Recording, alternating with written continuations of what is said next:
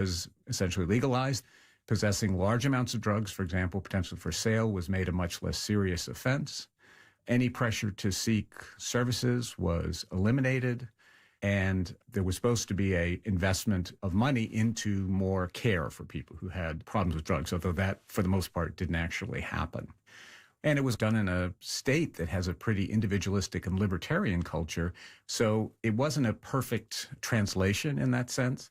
And that may have accounted for why the results were so disappointing. One of the issues was that drug users in Oregon were mostly taking fentanyl, an extremely powerful opioid.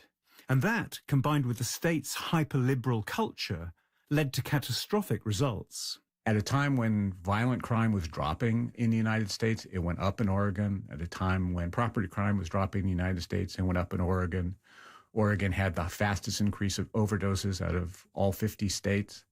Those are the official statistics. But the other thing that may have mattered even more, as I saw when I went to Oregon quite often during this time, was just the decay of community life. So more people, wanting to take their kids to the park, but you couldn't take your kids to the park because the park was full of people using and dealing drugs. Not being able to walk down sidewalks in some towns because people were laying on the sidewalk unconscious from drug use. Those kinds of things reversed what was once a popular policy into something that people became quite strongly in favor of repeal, which in fact is what happened. That sounds a lot like a more extreme version of the kind of scenes we heard about in the news report from Lisbon at the beginning of this program. But Keith is still sure that Portugal has been right to treat drugs policy as a social rather than a criminal issue. Drug addiction is often referred to as a wicked problem in the sense that it is extremely hard to solve and touches many different sectors at once. So intertwined with it are problems in housing, in employment, in mental health, in family breakdown. And therefore, to the extent progress has been made on it through the years, it has tended to be when governments have made it a priority and made a lot of different agencies that usually don't work together actually join up and exert a concerted response to it. Keith recognizes that Oregon's experience has given drugs decriminalization a bad name. At the moment, liberal approaches to drug use, I'd say, are in the shadow. When a policymaker from somewhere in the U.S. or another country calls me and says, we'd like you to help us, we're changing our drug policy, but we don't want to be like Oregon. And that's the watchword for failure. That has set back efforts in this area, I think, pretty severely. So to return to our question, is Portugal's drugs policy in need of reform? Well, drug deaths and HIV infections are still far below the levels the country was facing before 2001. And the policy has taken a huge number of people out of the country's criminal justice system. But as we've heard, it does need tweaking. The arrival of crack cocaine and increasing homelessness in places like Lisbon and Porto are making life miserable for many people who live in those cities. And that has put pressure on a system that was designed for a very different world. In 2001, Portuguese politicians and activists came together to design a policy that would lift the country out of a severe drugs crisis. Perhaps it's now time for new voices to start shaping how the next 25 years will be managed. Thank you for listening to The Inquiry from the BBC World Service. You can find more episodes wherever you get your podcasts. Try Are Orcas OK? Or maybe Should We Mine the Moon? Just search for The Inquiry and hit subscribe so you don't miss an update. This episode of The Inquiry was written and presented by me, David Baker. The producer was Jill Collins, editor Tom Bigwood, and technical producer Toby James. That was The Inquiry from the BBC. I'm Saroja Coelho here on... Good morning, Manitoba, and hello, Winnipeg. I'm Julie Buckingham, in for Marcy Marcusa. You're listening to Information Radio on CBC, 89.3 FM, 990 AM, and on the app and YouTube. Welcome to Wednesday morning. Current temperature outside our downtown studio, 17 degrees here in Winnipeg. And what a wild afternoon and evening in our city and southern Manitoba. Did you get any sleep. Still huge puddles to navigate inside and outside the city. Lights are out or flashing in some locations. Certainly hope you didn't experience damage or problems, but if you did, certainly let us know on our listener line, 204-788-3205. Let us say good morning and hello to our team. Abby Adeyemi is our senior tech and is covering the weather, as has been very wild as of the last 24 hours or so. Darren Morash is our YouTube producer this morning. Corey Funk is on his way to the Stonewall area, as it appears to have been hardest hit in terms of rainfall in Manitoba. Sierra Sanders is the show director this morning and is going to handle our commute. This morning show is on until 8:37 a.m. to be specific, and let's get started by heading to our news center. And for your headlines, we join Heather Wells. Good morning. Well, yeah, what a night. Severe thunderstorms pounded southern Manitoba. Environment Canada this morning fielding reports of tornadoes around St. Anne and Otterburn, although those have not been confirmed. Also reports in the Parklands area. Torrential rain, as you mentioned. Stonewall reporting more than 250 millimeters by 3 this morning. Environment Canada says it caused major flooding. The Forks in Winnipeg reported 117 millimeters. There was also hail the size of tennis balls in parts of Winnipeg, Sanford, and Otterburn, and very strong winds. Will run it all down for you. Now, in western Manitoba, the sound of generators took over the flood-ravaged town of Minitonas. People there still dealing with flooding. Just down the road in Swan River, people are still racing in their fight against the rising waters. We'll bring you the latest in our next local news at 6:30. Thank you, Heather Wells. Dismal outlook and to hope for the future. Our house doctor, Raj Bardwaj, has the latest on a pancreatic cancer breakthrough that could have wider implications. The World Report next.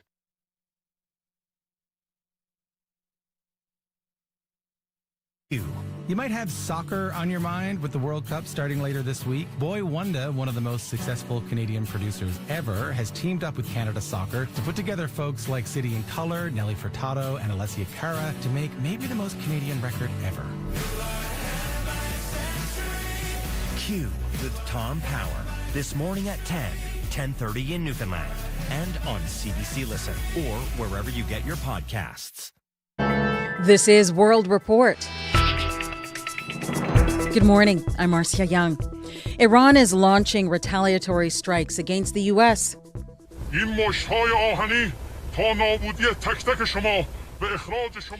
Iran's Revolutionary Guard announcing new missile launches this morning. It says it attacked various U.S. targets in the region in response to U.S. strikes in Iran. U.S. President Donald Trump had posted online the U.S. was retaliating. A military helicopter was down Tuesday near the Strait of Hormuz. The CBC's Crystal Gomansing is following the developments from Jerusalem. More images of missiles launched released by Iran as Kuwait, Bahrain and Jordan were attacked early in the morning. The strikes on U.S. bases in the Persian Gulf also included the use of drones. So far, no information has been made public about any damages to those sites. Ahmed Raza Gholamzadeh, the head of Tehran-based Iran Diplomatic House, says Iran will always defend itself. Even if this leads to an all-out war, still Iran goes to the battleground. This new round of tit-for-tat strikes between Iran and the U.S. followed the downing of a U.S. Apache helicopter near the Strait of Hormuz Monday. The U.S. retaliation lasted for more than 3 hours, hitting air defenses, ground control stations, and surveillance radar sites, according to U.S. Central Command. Former Department of War Chief of Staff Darren Selnick says the strikes were measured. Future strikes may not be. And so I think as Iran continues to take patience for weakness, I think the president eventually is going to do a much bigger kinetic military strike. But that's going to be his option. We shall see. Selnick doesn't think a deal is likely in the near future with Iran because Iran isn't interested in a deal. Americans don't like to lose. They don't like to be played for suckers. And they don't like stalemates. While he acknowledges the war is unpopular in the U.S., he says strong military actions, either alone or with Israel, could end the stalemate. Crystal Gomansing, CBC News, Jerusalem. Belfast, after a night of civil unrest, and fires are still burning on the streets. Police urging a family to escape from a neighborhood set on fire. Massed crowds threw firebombs and chanted anti-immigrant slogans. Homes, cars, and a bus were destroyed. The riot started after a Monday knife attack. One man is critically injured. The man accused is a 30-year-old asylum seeker. He was in court today. He's been charged with attempted murder. He will stay in police custody until his next court date in July. Bill Gates will appear before the U.S. House Oversight Committee today. The Microsoft co-founder is answering questions about his relationship with the late convicted sex offender Jeffrey Epstein. The CBC's Chris Reyes joins me now from New York. And Chris, what can we expect during this morning's testimony? It'll happen behind closed doors. Bill Gates will likely be grilled over several details that appear in the Epstein files, including meetings that he had with Epstein between 2011 and 2014 that happened after Epstein was already convicted of sex crimes. The files include photos of Gates with Epstein, calendar entries, and shocking emails from Epstein to Gates over his extramarital affairs. In those emails, Epstein accuses Gates of contracting a sexually transmitted infection. Epstein claimed that Gates had tried to surreptitiously give antibiotics to his then-wife, Melinda Gates, to treat the infection. Bill Gates will likely be questioned about what was discussed during his meetings with Epstein, whether Gates saw any wrongdoing, and likely he'll be asked to explain why he kept meeting with the registered sex offender. This congressional committee has been calling witnesses for more than a year now in an effort to investigate how the federal government handled the Epstein investigation. Chris, Bill Gates has spoken publicly about this issue before. What has he said? That's right. So Gates has admitted to his extramarital affairs in response to the release of the Epstein files, but he's always maintained that his meetings with Epstein were about his philanthropic work on global health. He's also denied that he knew anything about Epstein's abuse of underage girls. In previous interviews, Gates said he was foolish to spend any time with the late sex offender. Gates has also released statements through a spokesperson denying that he had any financial dealings with Epstein, claiming that Epstein had tried to threaten him in the past. Bill Gates has not been accused of any wrongdoing or charged with any crimes in connection to Epstein. Thank you, Chris. Thank you. The CBC's Chris Reyes in New York. Some young people in Newfoundland and Labrador say Ottawa's plan for a social media ban will not work. The Carney government has signaled it will table the legislation later today. The proposed act is supposed to protect children and teens from online harm, but students in St. John's say the policy will cut off vital connections. As Madison Taylor reports, they say lawmakers need to talk with youth before forcing them offline. Kids, if they want something, they will find a way around it no matter what. St. John's 11th grader Emily Toms isn't confident that a social media ban is the answer. I'd say that the federal government should consult actual 16-year-olds and younger people before they make this decision. Earlier this week, the Globe and Mail reported Ottawa is expected to propose a ban on social media for children under 16, after pressure from advocates to protect youth from severe mental health impacts and exposure to harmful content. But for grade 12 student Callista Barrett, a ban for teens would mean a loss of connection to friends. It's so integrated into our lives, and if it were to be removed, we would 100% need something to replace that, whether or not it's more physical activity in the community, just connecting more youth. Tech critic and writer Paris Marks has questions. The devil is in the details, so we need to see what it's going to look like, how the policy is going to be framed. Australia was the first country to impose a ban.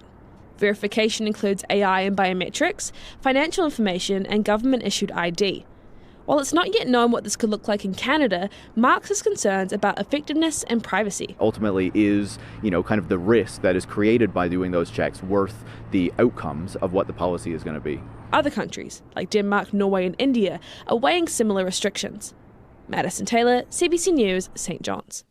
The Bank of Canada is making its next interest rate decision soon. Many economists expect the central bank will hold its overnight lending rate at 2.25%. They base their prediction on strong inflation and jobs numbers and a weakening economy caused by U.S. tariffs on steel, aluminum, and autos. Today's announcement is just before 10 a.m. Eastern. Canada's space program could make a huge leap today, and it will happen on the outskirts of a small fishing village in Nova Scotia. Scientists there are hoping to send a commercial rocket into the sky. Brett Ruskin joined them in Canso ahead of a big test. Canada has put Canadian equipment, satellites, and astronauts into space, but they all had one thing in common. The common thread in all of those, they were done somewhere else. Stephen Mateer is president of Maritime Launch Services. He wants to cut Canada's reliance on other countries to access space. Access for navigation, communication, monitoring crops and climate, and surveying Canada's north. All those things really matter that we can do that ourselves, especially in this day and age, and not have somebody else basically be able to turn the switch off and on. Enter Spaceport, Nova Scotia. This launch site here outside Canso, Nova Scotia is attracting attention from across the country and from overseas. If you see over here, Rue Erkins explains parts of the rocket launch system his team brought here from the Netherlands. Here in Canada it provides new things, also the flexibility in being able to launch. His goal with Wednesday's tests is to hit the 100-kilometer mark, having a rocket officially reach space from a private Canadian spaceport for the first time in history. Brett Ruskin, CBC News, Canso, Nova Scotia. And finally... Now cuts like a knife.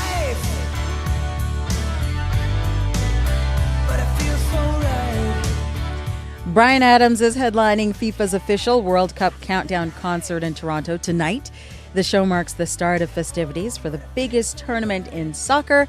Opening matches begin tomorrow. Adams will share the stage with Wyclef Jean, The Beaches, and Nora Fateh. Canada's historic first ever Men's World Cup match on home soil goes this Friday. So wait a minute, darling. Can't you see we did the best we could?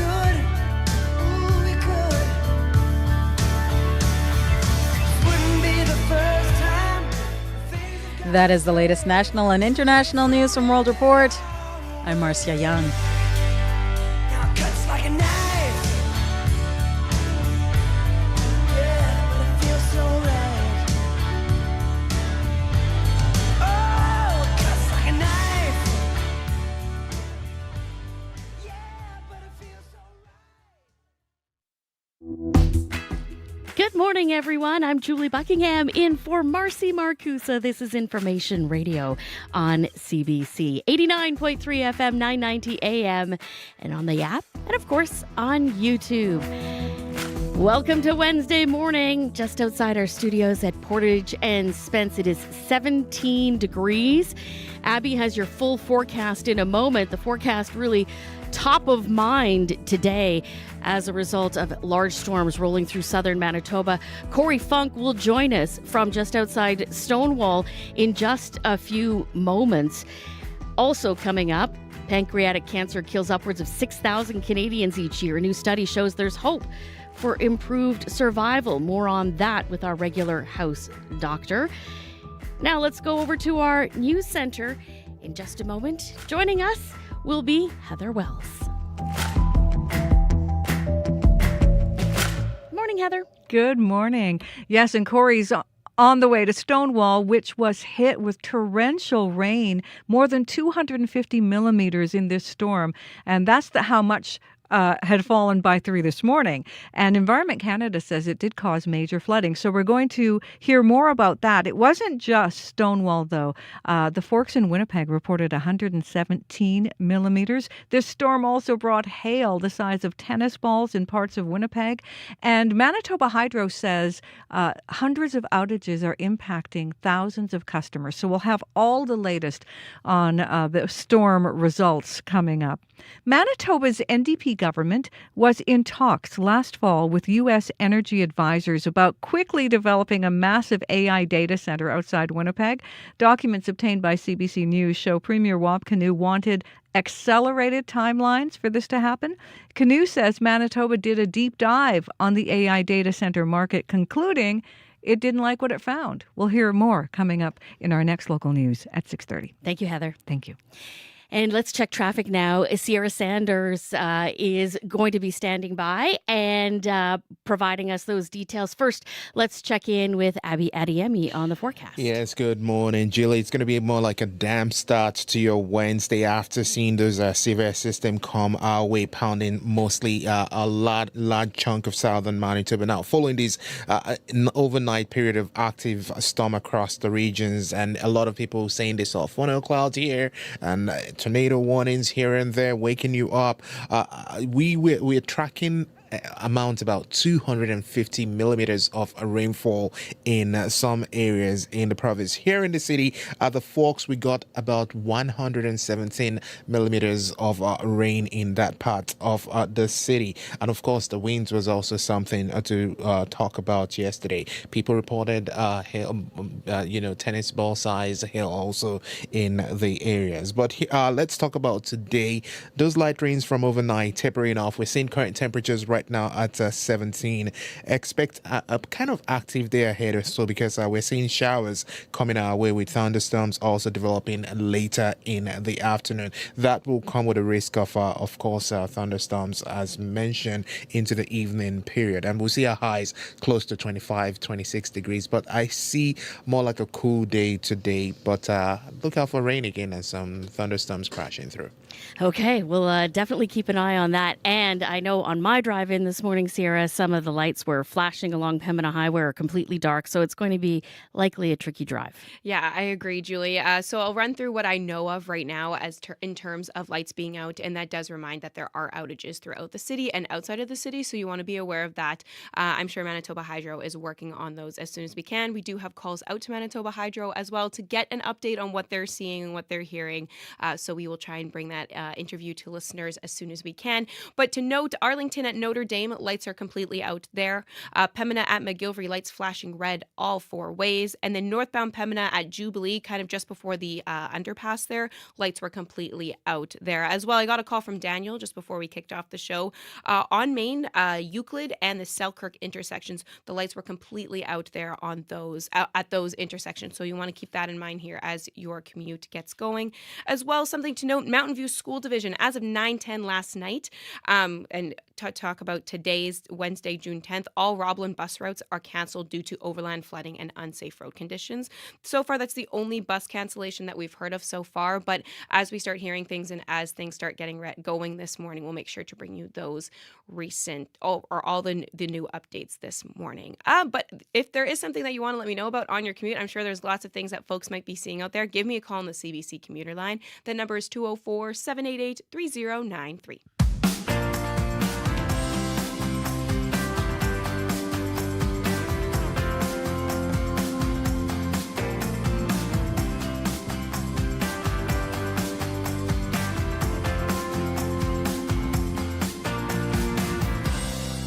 15 minutes after 6 o'clock, you're listening to Information Radio, CBC Radio 1. Let's join Corey Funk, who I was expecting to be the show director today and ultimately hopped in the car. Where do we find you now?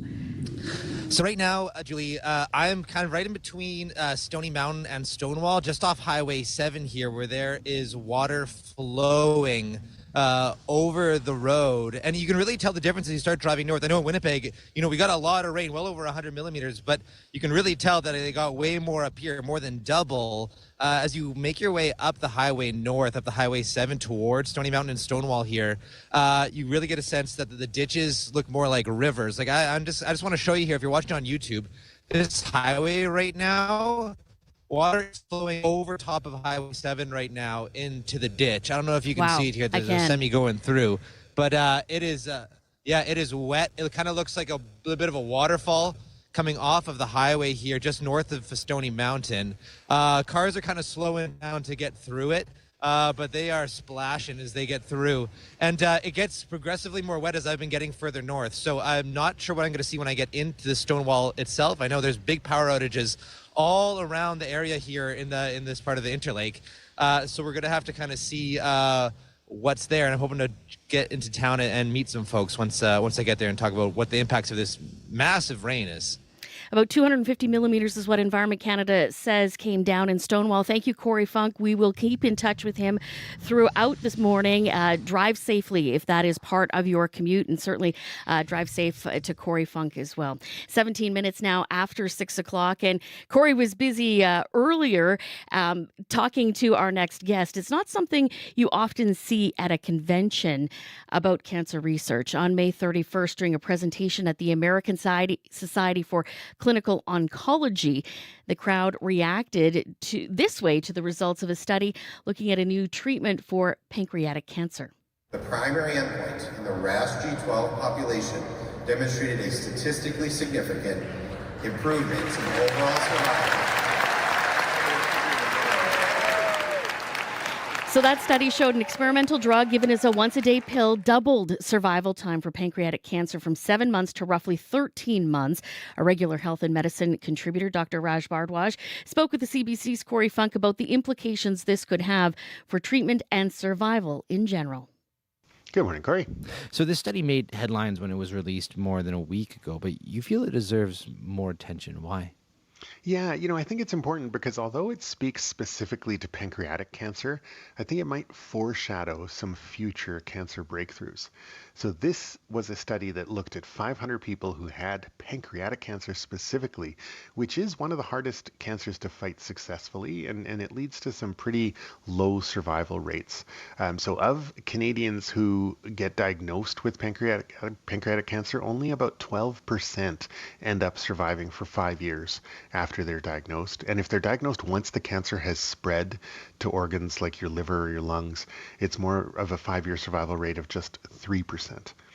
So this study compared the usual chemotherapy treatments to a treatment with a new once-a-day pill, and they tested it in patients who had already gone through one unsuccessful round of cancer treatment.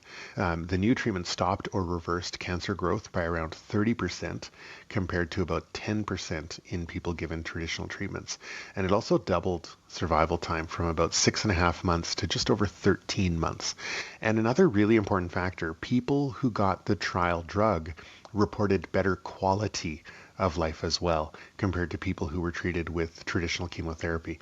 So my problem with the drug is I can't pronounce the name. Daraxonrasib, maybe sounds Klingon. I don't know, but it's got this untraditional name, but it's also not a traditional cancer treatment.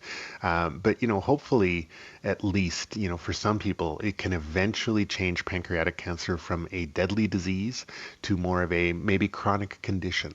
But there's still a long way to go before we can say that for sure. And before we carry on here, the pancreas, it's one of those organs I think everyone knows they have, but they couldn't actually say what it does.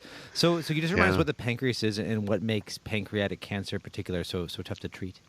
For sure, yeah. So your pancreas is an organ that lives in the top of your abdomen, sort of nestled in the curvature of your stomach and your intestine, under the bottom of your rib cage, near your spine. And it's got two main functions. It releases hormones like insulin, and it makes digestive chemicals that drain into the gut through a little tube that it shares with the liver and the gallbladder. So because it lives in this dense neighborhood of organs, including your liver, gallbladder, stomach, intestines, a whole bunch of blood vessels, it's actually really hard to surgically remove cancers in that area because they get tangled up with major blood vessels in those organs. So that's one thing that makes it hard to treat. The other thing is that pancreatic cancers tend to grow pretty quickly, and they often don't cause symptoms until they're really big or until they spread to other organs. And then the other thing that makes it hard to treat is that we don't have any screening tests for pancreatic cancer. For breast cancer, we can look for it before it causes symptoms by doing a mammogram. Prostate cancer, we do a PSA test. Colon cancer, we'll do a colonoscopy. Pancreatic cancer, we got nothing. So that's another hurdle that leads to those really disappointing survival rates. So then what sorts of tools do doctors have to fight cancers like pancreatic cancer then? Yeah, I think that when most people think of cancer treatment, they think surgery, radiation, chemotherapy. right? Surgery is still a key part of treating a lot of cancers, literally cutting the cancer out of your body. When we say, chemotherapy, that really refers to a range of different medicines. Some are pills, some are IV, but they directly kill the cancer cells. Problem is that there's often a lot of collateral damage to healthy normal cells as well. And then the same goes with radiation. Cells that are dividing more quickly are more prone to the DNA damage that radiation treatments cause, but there's collateral damage to other normal growing cells in the area. And then there's this other thing called immunotherapy that basically helps your own immune system to fight the cancer cells more effectively by sort of flagging the cancer cells as bad guys, so your immune system recognizes them better and then attacks them and destroys them. And then, what does the drug in this pancreatic cancer study do?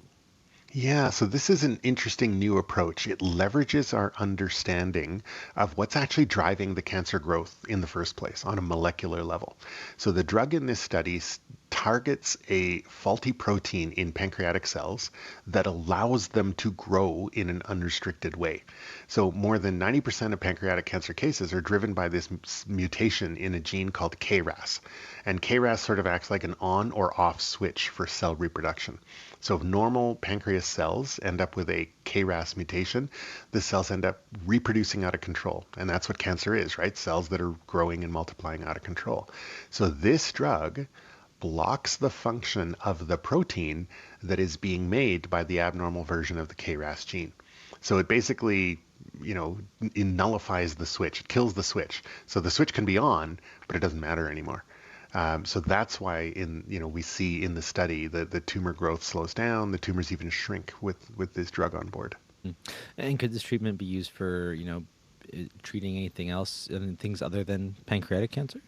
Yeah, see, and that's where I think this study is really important, because there is a broader version of the protein. So there's KRAS on pancreatic cancer cells, and there's it comes from a family of genes called RAS, R-A-S, and this drug is the first in a new class of drugs called RAS-on inhibitors. So there are other drugs being developed that target other members in the family of RAS genes, and the RAS gene mutations are indeed found on other kinds of cancers as well. Lung cancer, colorectal cancer, stomach cancer, kidney cancers, all sorts. So it's very early days, right? This drug hasn't been approved in Canada or the US yet. The only way to get access through it is through a scientific trial. But this sort of targeted therapy to a very specific cancer-related protein, it's giving cancer doctors and obviously people with pancreatic cancer a lot of hope. But I think, what's really interesting is that over the past 20 years or so, there have been a lot of breakthroughs across cancer treatment. But pancreatic cancer has always been a really tough nut to crack. So this new research, I think, is finally cracking that nut. And I think that there will be other new drugs that take the same approach as this one does, and hopefully will lead to better cancer treatments for all sorts of different cancers in the future. Super interesting. Well, thank you very much, Dr. Bardwaj. My pleasure. House Dr. Raj Bardwaj speaking with the CBC's Corey Funk.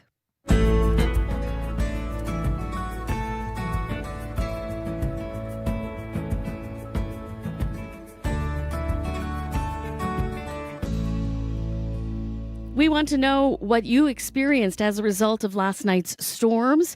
Have you got a flooded basement? Have you got some damage? Certainly let us know your experience. 204-788-3205. 25 minutes after 6 o'clock, a trio of AI companies racing to become publicly traded. OpenAI, maker of ChatGPT, announced this week it's filed the paperwork needed for an initial public offering.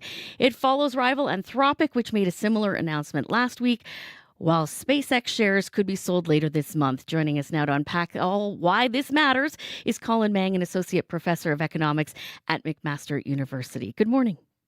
Oh, good morning. Thanks for having me. Can you explain how an IPO works and what these companies need to do to prepare in advance? Sure. So with an IPO, a company is going to produce what's called a prospectus. It's a document that's similar to annual reports you would get from public companies. So it includes detailed financial information as well as management analysis of the company's prospects. In addition to that, it also includes the details of the share offering, so how many shares will be offered, what the price will be, and what percentage of the company's ownership those shares represent. So, for example, You look at SpaceX, they're offering 3% of the company for $75 billion. We don't know exactly how much OpenAI and Anthropic will be offering yet. We'll get that information a little bit later in the year. But, what does the success or failure of these offerings depend on? So it's going to depend on how investors perceive these shares. SpaceX is going to do well. I mean, they've already had $250 billion worth of offers for their $75 billion worth of shares. And the reason for that is because they've got two other business lines. They've got the Starlink internet satellite network, and they also have their business launching satellites into space for other customers like private companies, the U.S. government. Both of those business lines are profitable. So SpaceX is going to do really well. I mean, they're losing money on their AI division, but they have the other two profitable divisions. OpenAI and Anthropic, there's a bit more of a risk because when they open their books, they're both losing money. OpenAI expects to lose about $14 billion this year. Anthropic has not released a figure yet, but companies' previous documents have suggested they may not be cash flow positive until at least 2028 or 2029. Right now, OpenAI and Anthropic have been taking large amounts of money from typical tech investors. OpenAI raised $50 billion from Amazon earlier this year, $30 billion from NVIDIA. Anthropic just raised $65 billion from venture capital firms that invest in tech. They've really been getting money from people who are optimistic about the tech industry. By opening themselves up to a broader range of investors, it's not quite clear that large institutional investors or the retail investors will have quite the same level of optimism and will value the company shares in the same way that these tech investors have. So there's more OpenAI topic in this. Less than a minute remaining. What are you going to be watching as these IPOs roll out? Yeah, so I'm really going to be interested to see whether or not the companies maintain their valuation. OpenAI, the private valuation on it right now is $850 billion. Anthropic's valued at $965. But once non-tech investors start to take a look at these shares, will they value the companies in the same way? That's an open question. It'll depend on how optimistic they are about the company's future growth prospects. Lots to watch on this file. Thank you for giving us a brief oversight, and we appreciate you joining us. Yeah, you're welcome. Thanks for having me. Colin Mang is an associate professor of economics at McMaster University.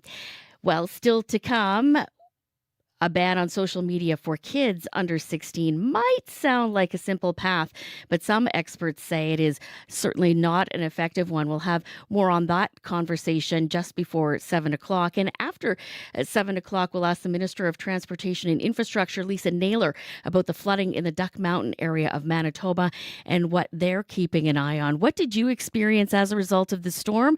204-788-3205 is our listener line. We'd love to hear what it has been like for you dealing with the aftermath of this storm wherever you are in southern Manitoba. Your CBC News starts now. This is CBC News. Good morning. I'm Heather Wells in Winnipeg.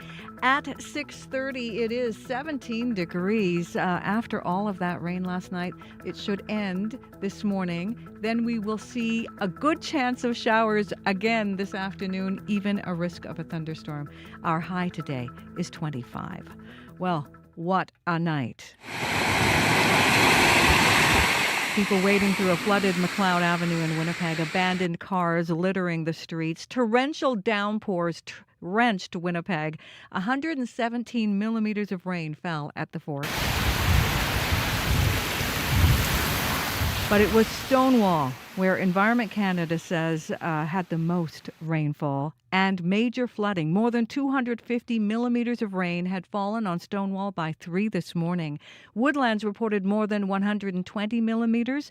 Wind gusts clocked at 130 in the Deloraine area.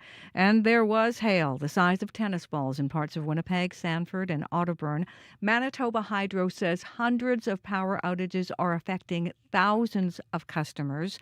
And in Winnipeg, some intersections don't have lights. Other intersections have flashing lights. Winnipeg police advise drivers to use caution to slow down approaching any intersection that looks like the lights are not working. We're going to hear the latest on last night's big storm in southern Manitoba.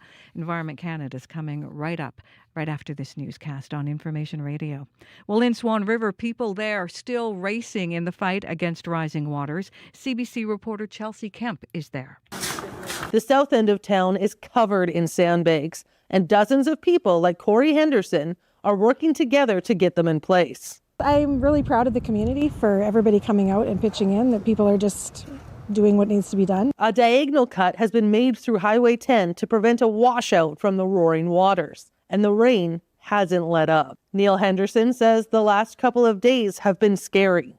Kind of felt like the water was gone down last night because my son and I were cleaning drains over here on the south end of town, and the water seemed to be receding. And then we woke up this morning and it had come in a big gush of it. A local state of emergency has been declared or requested in Swan River, the RM of Milton, Minnetonka, the municipality of Swan Valley West, and others.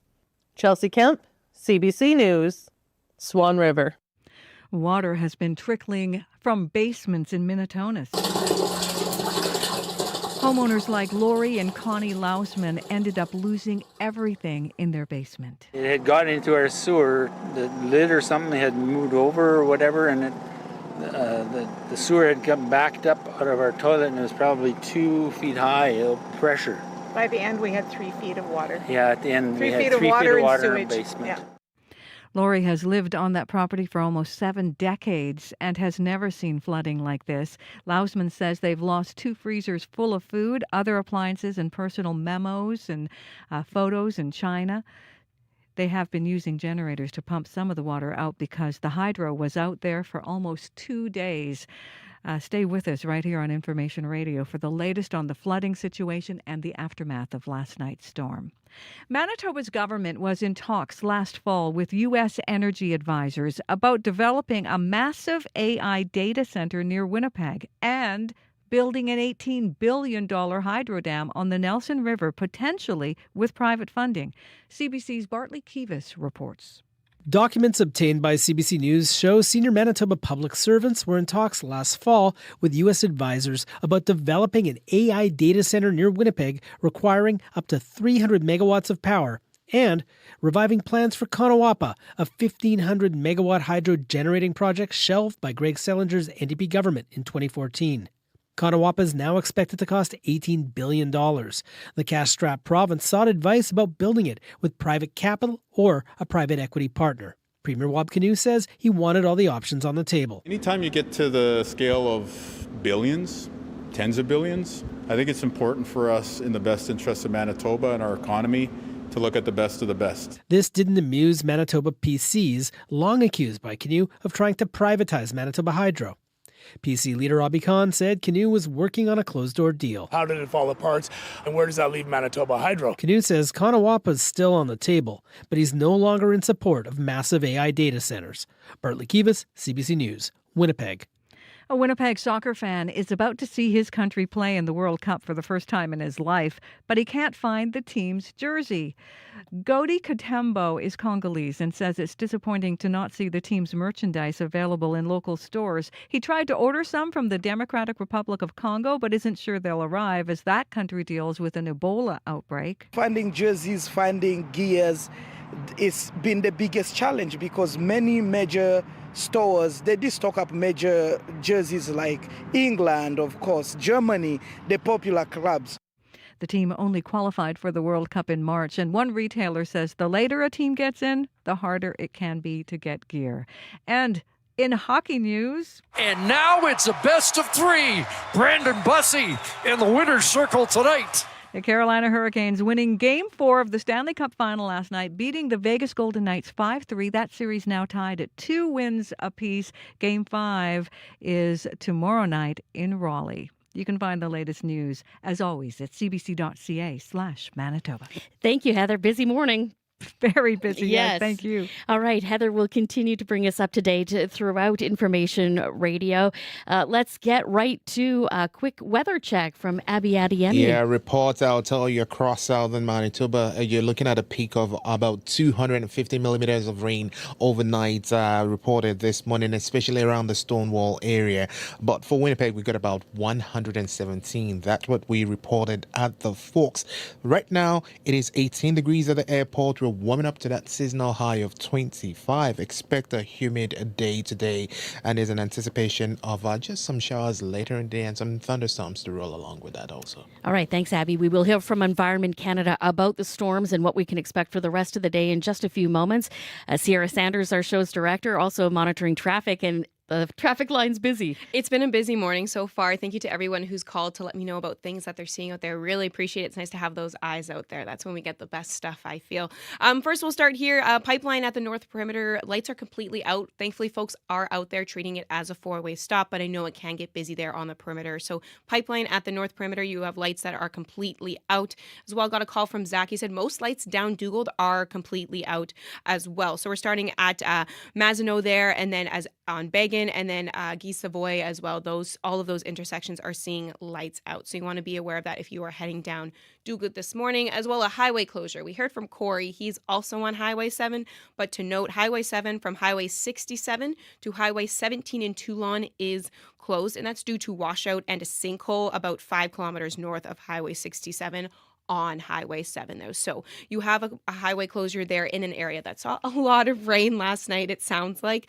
As well, hearing most lights down Arlington are closed. So Notre Dame, St. Matthews, McDermott, those are all out as well. And then other areas in the south of the city, Pembina, McGillivray, lights were flashing red always last we heard. And then northbound Pembina at Jubilee, there the lights were completely out. So widespread outages throughout the city and outside of the city. So you want to expect some lights are going to be in and out working. So stay safe and be aware that if lights are completely out and are flashing red, to treat it as a four-way stop, and be patient with your fellow drivers this morning, because everybody's just trying to get to where they need to go. But with the aftermath of the storm, it might be a little bit difficult to do that this morning. But I still want to hear what you're seeing out there. So give me a call, 204-788-3093. All right, Sierra Sanders monitoring that for us this morning. And as a result of that freed up Corey Funk to be able to head north of our city on Highway 7, where we are dealing with a massive amount of rainfall there, 250 millimeters. And Corey, if you're watching on YouTube, the pictures are absolutely dramatic. Yeah, and it's dramatic out here. So I'm now just east of Stonewall right now, like just outside of the town. I turned off the Highway 7, which there's quite a bit of water just kind of going over top of it. Still drivable, but a lot of hydroplanes. So you want to slow down if you are going down Highway 7 today. And believe it or not, Julie, behind me right now is a road, even though it looks like a road. lake. That is a road right now. Wow. Yeah. So right now, pretty much like going into town, the road is clear. The main road is clear, but then a lot of these side roads here have a lot of localized flooding going on. It's about 200 meters of just sheer deep water. If you actually look closer, you can actually see a sign, like a speed sign there. That's like almost submerged, and it's about 200 meters till you can see actually the road gets dry again, pretty much straight down. So I'm gonna head into town shortly here and see what's happening in town. But I was just actually, as I pulled up here and saw this road, there was a guy kind of just right at the end there sitting in his truck, and I was chatting with him, and he said he's lived here since the 60s, and he hasn't seen flooding like this in this part of Stonewall since he's lived in the area. So I'm going to head into town right away. He says he was just in town, and he says it looks better than it does outside of town. So I'll head into town. Hopefully things are okay there. We'll have a look. I'll give you an update once I find out more. Thanks, Corey. Corey Funk is just outside of Stonewall, and again, about 10 inches or 250 millimeters of rain falling there by 3 o'clock this morning. What have you seen? What have you experienced? Are you dealing with a flooded basement or more? 204-788-3205 is our listener line. Time to check business now at 40 minutes after 6 o'clock. And Crystalia Ramlakan is here with our business report. Good morning. A very busy day here in Winnipeg, and also a busy day on the markets. The dollar hitting a 6-month low. What else is happening with the dip? Yeah, so the dollar steadied near its lowest level this year against the U.S. dollar. And though this is after data showed Canada's trade surplus actually widened in April. So this comes ahead of the Bank of Canada interest rate decision as well today. But, right now the dollar is trading slightly higher at 71.8 cents U.S. So as I was mentioning, Canada's goods trade surplus rose to a 15-month high in April, in part because the Iran war has pushed up the price of crude oil. So total exports increased to reach a record high.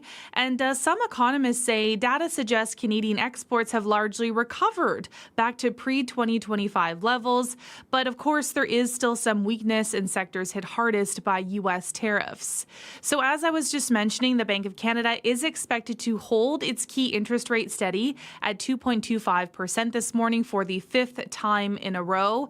The central bank has largely kept to the sidelines as it waits for more clarity on how the war in Iran and U.S. trade uncertainty will impact economic growth and inflation. But Statistics Canada says the economy did add a surprising 88,000 jobs in May, partially offsetting a decline in employment since the start of the year. Okay, so let's switch to telecom news. TELUS says it plans to charge $15 to activate new SIM cards. The CRTC out with a warning for the company about the move? Yes, that's right. So the agency is warning TELUS its plans for a new fee could breach the regulator's ban on activation charges. So TELUS has distributed a memo to employees saying it will begin charging customers when they switch to a new SIM card.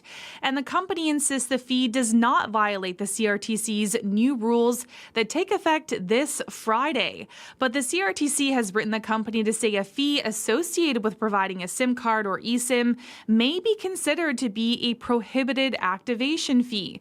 But TELUS says the charge is meant to cover costs associated with providing a new SIM product to a customer, such as those related to manufacturing, warehousing, packaging, distribution, and retail handling. So, this is the latest test of the CRTC's newest policy that prevents telecommunications companies from charging customers when they cancel, change, or activate plans. And the policy was announced in March in a movement to make it easier for consumers to switch internet and phone plans. The Commission said it hoped to empower Canadians to take advantage of better offers without having to worry about unexpected costs. And the regulator says activation fees have ranged from roughly $30 to $80 and have acted as a barrier to Canadians being able to take advantage of competitive offers out there.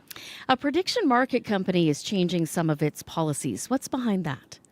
Yes, that's right. So Kalshi will start collecting customer employment information for trading in certain high-risk markets. So this move follows incidents of insider trading on platforms like Kalshi and Polymarket. Kalshi will now score markets for insider trading risk and require employment details for high-risk trades.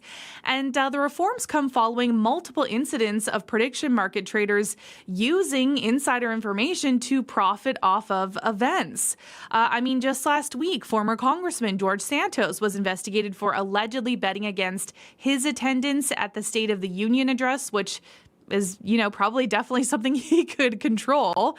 And interesting that he could bet on that. And then in April, a U.S. Army soldier was charged with using classified information to make $400,000 trading on Polymarket. Lots to follow, and we appreciate the update this morning. Crystalie Ramlakan joining us with the Business Report.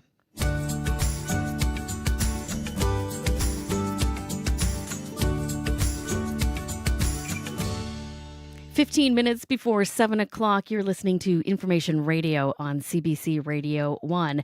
Wind, hail, lots of rain, and probably bleary eyes this morning. Southern Manitoba experienced that storms rolling through the afternoon into the evening and the overnight hours. Environment Canada reporting 250 millimeters of rain falling in Stonewall, about 120 millimeters at the Forks.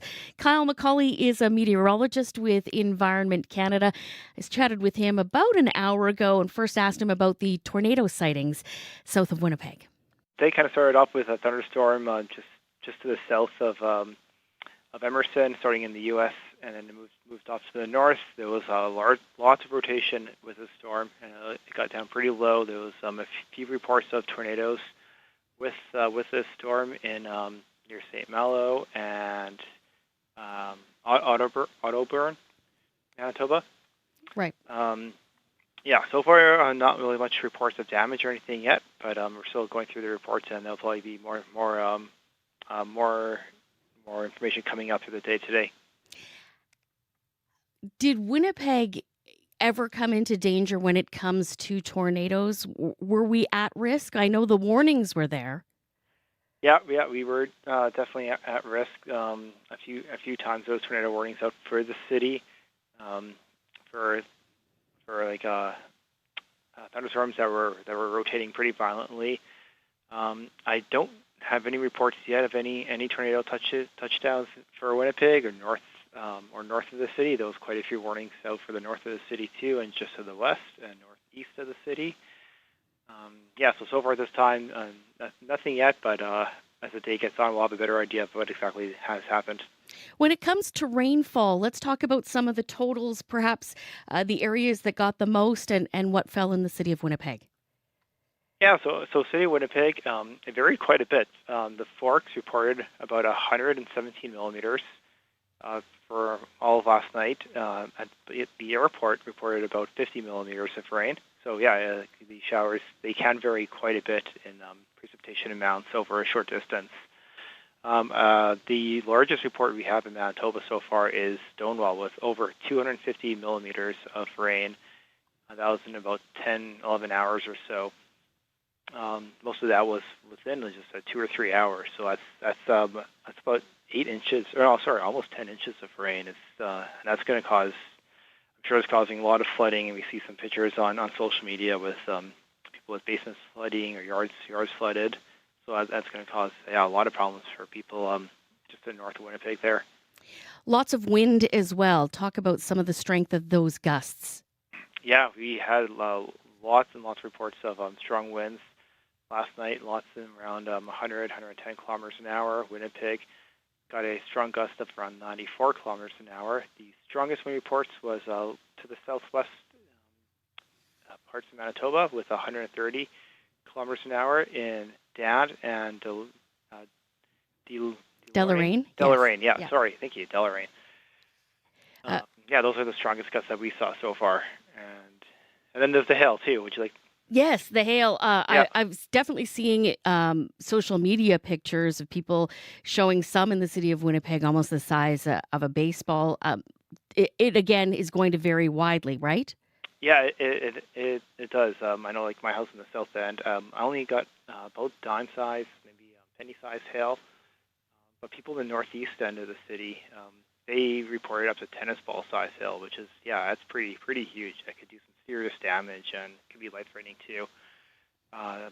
Stanford also reported tennis ball size. Same with Autoburn, where those tornado reports were located. Lots of other reports too of golf ball size hail in the surrounding area. I have, obviously been reading on social media different people that either purport to be storm chasers or have some weather knowledge. But you're an expert in this field, and I've seen some of the pictures of a supposed supercell in the area of St. Anne, Manitoba, and I'm wondering how close Manitoba was to seeing a very strong tornado. The reports that we are hearing are of tornadoes, but we're not hearing of anything serious. But could this really have developed into a large-scale tornado? Yeah, it was definitely close. Probably the close. I'd say this is by far the closest day within a few years that I can recall of a tornado hitting Winnipeg or being near Winnipeg. Luckily, there doesn't seem to be too much damage reports yet, which is a good thing, and no lives have been taken so far. So hopefully that's going to continue throughout the day. But yeah, it was pretty close. It was definitely like a great setup in the atmosphere for this to happen. We had lots of moisture as the day went on. The dew points, which is a measurement of moisture in the air, was around 20 degree dew points in southern Manitoba.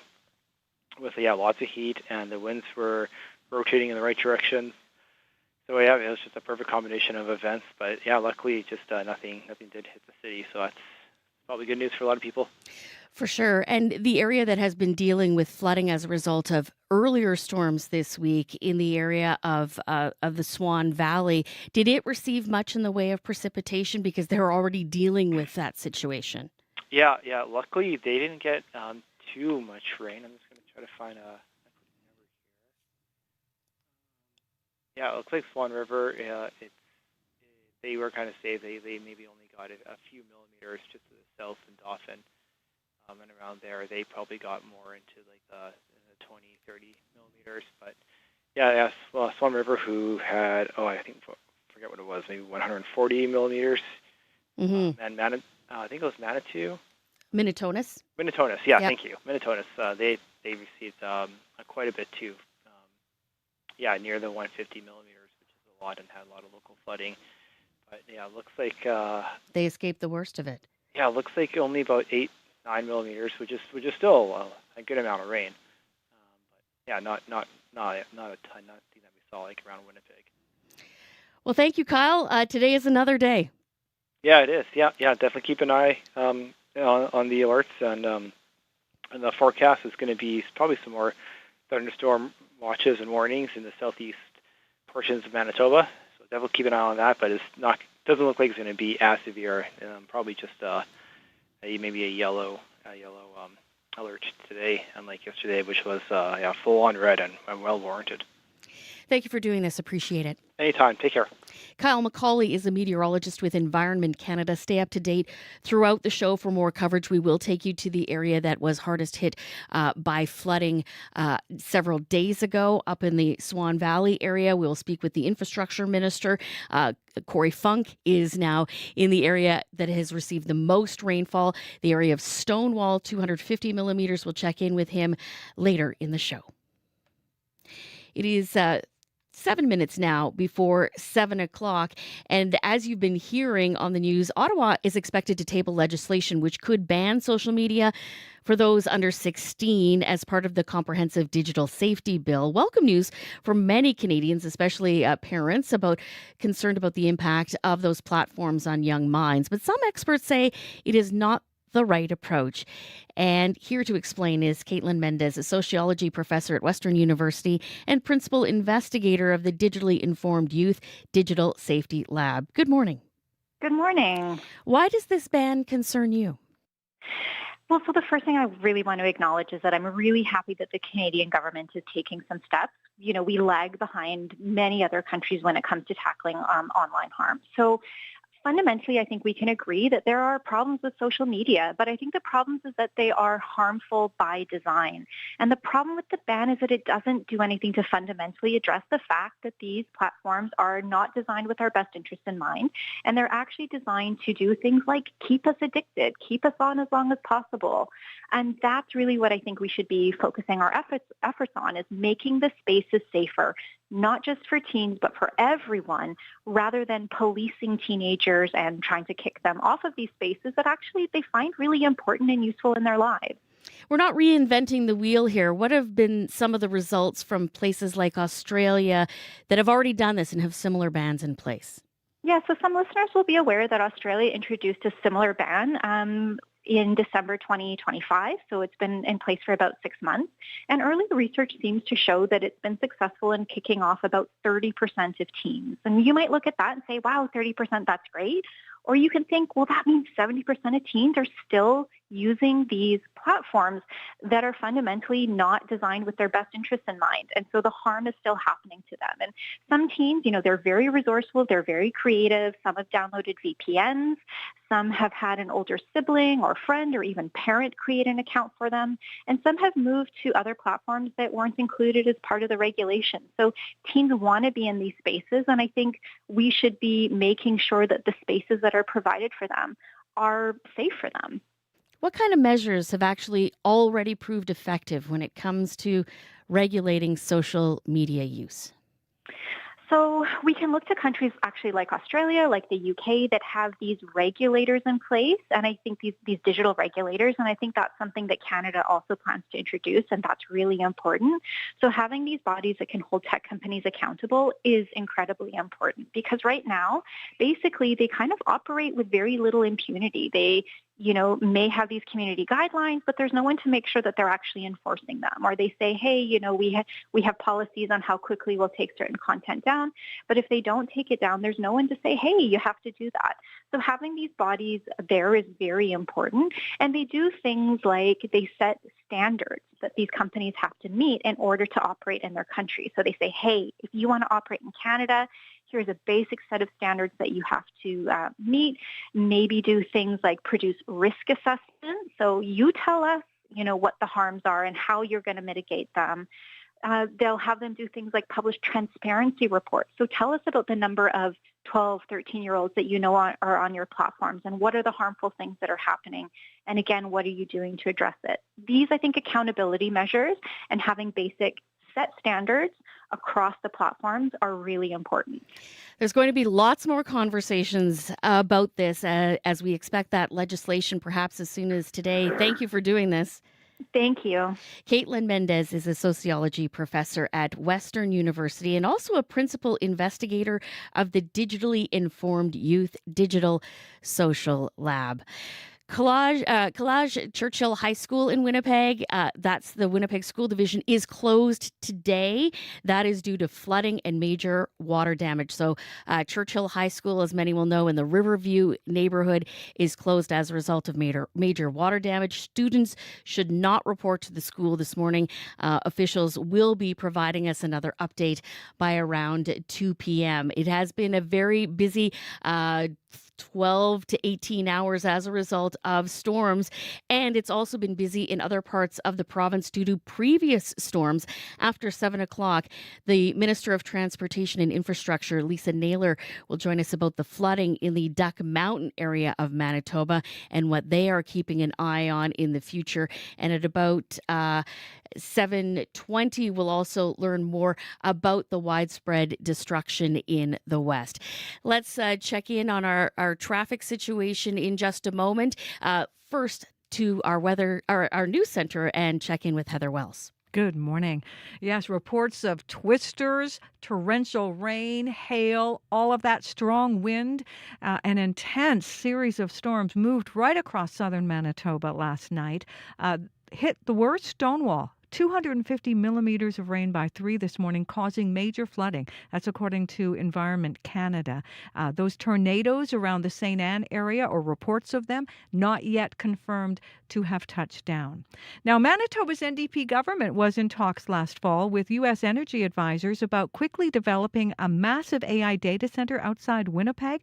CBC News obtained documents showing the Premier wanted accelerated timelines. We'll hear more in our next news at 7:30. Thanks, Heather. Thank you. 204-788-3093. If you are seeing something in traffic, we certainly want to know about it. You are dealing with lots of power outages and perhaps street light issues. So certainly give us a call. We'll stay on top of all of it. Come back and stay with us. World Report is next.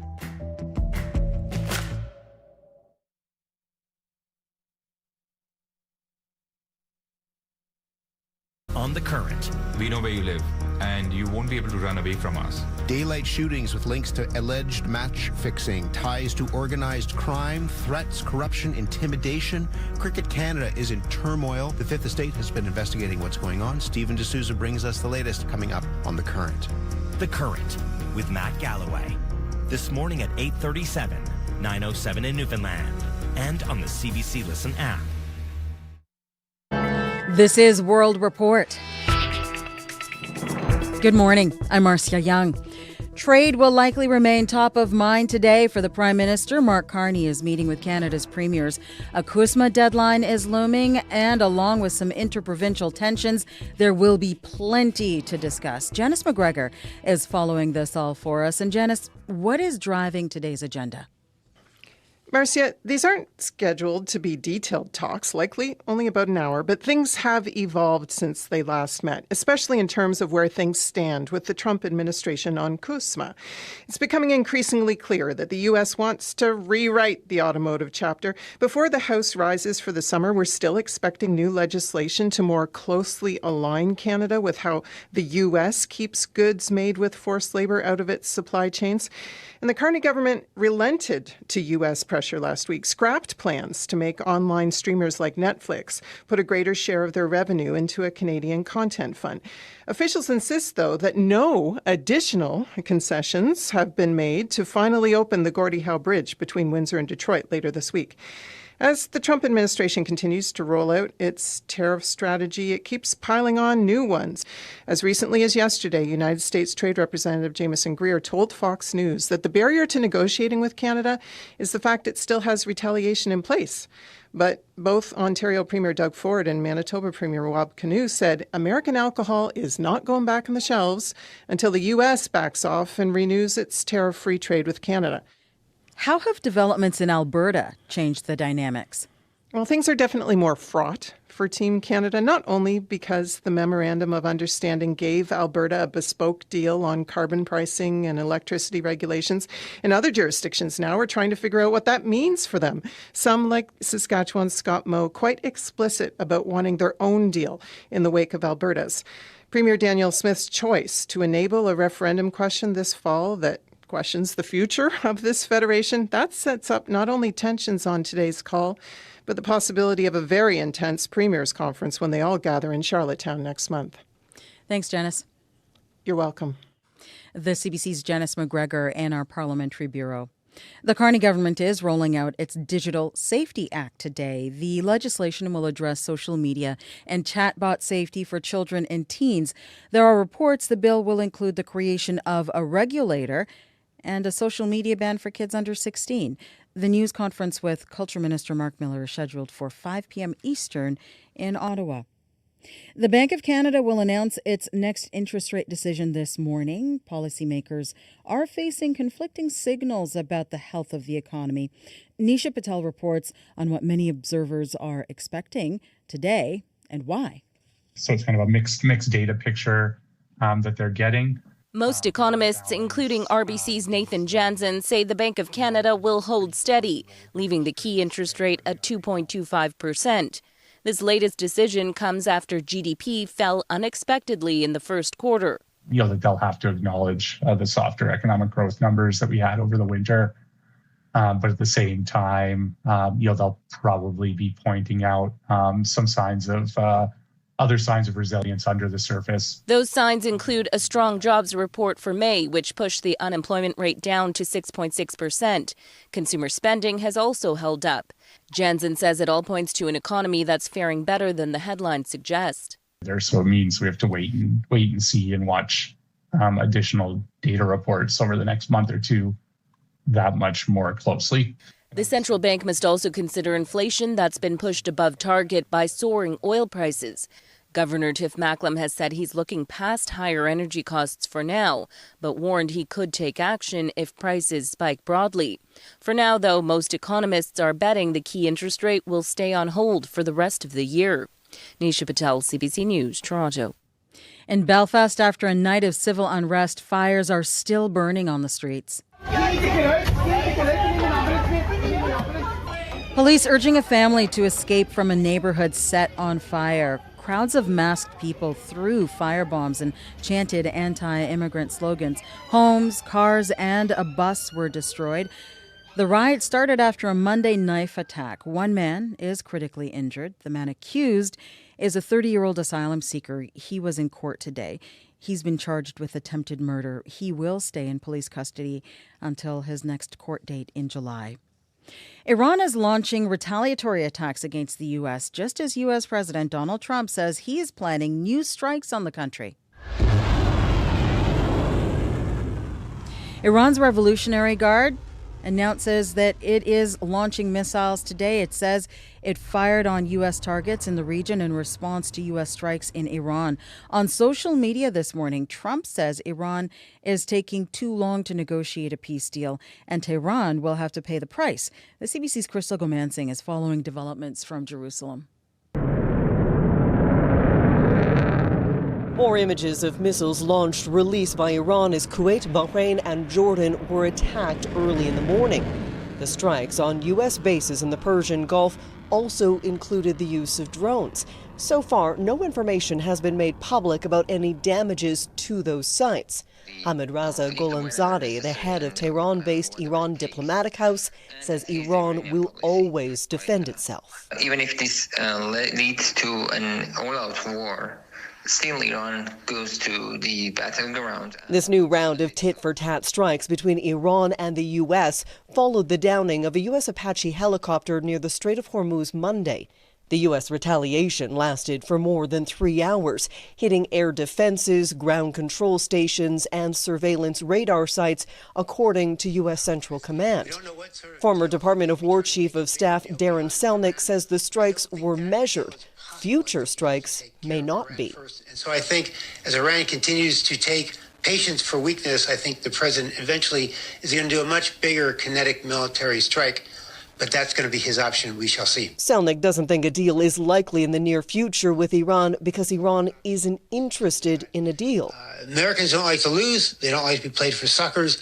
And they don't like stalemates. While he acknowledges the war is unpopular in the U.S., he says strong military actions, either alone or with Israel, could end the stalemate. Crystal Gomansing, CBC News, Jerusalem. Pope Leo is in Spain. The American pontiff has been drawing large crowds during his 7-day tour of the country. He's addressing some of the country's divisive topics. Catholicism is deeply embedded in Spain's culture, even as church attendance falls and more people identify as being secular. CBC correspondent Chris Brown is in Barcelona following the Pope's visit. As a waving Pope Leo entered the stadium that once hosted Barcelona's Olympics, many in the enormous crowd sang, "This is the Pope's youth."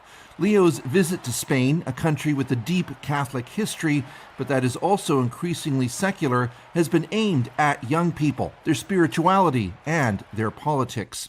Speaking in both Spanish and Catalan in a nod to the Spanish region's distinct identity, Leo called for unity in a society that's increasingly fragmented.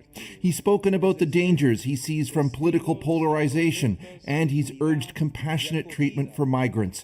Outside the prayer vigil, 23-year-old Sofia Rico and Clara Rao said they think the Pope can help lower the temperature of the world's conflicts. He reaffirms that every human being is unique and has to be, taken care of and valued and respected. It's a guide for us to follow. 21-year-old Naya Santos was visiting the Sagrada Familia Basilica, Barcelona's main landmark. Honestly, I feel like the world is having like a polarity right now, and there's too many things going on and too many wars. The basilica has been under construction for over 140 years, the masterpiece of architect Antoni Gaudi.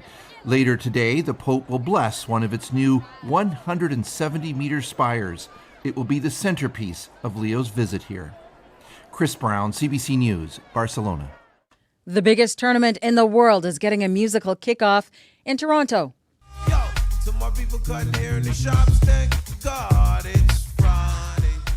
Haitian star Wyclef Jean will be performing at FIFA's official World Cup Countdown concert tonight.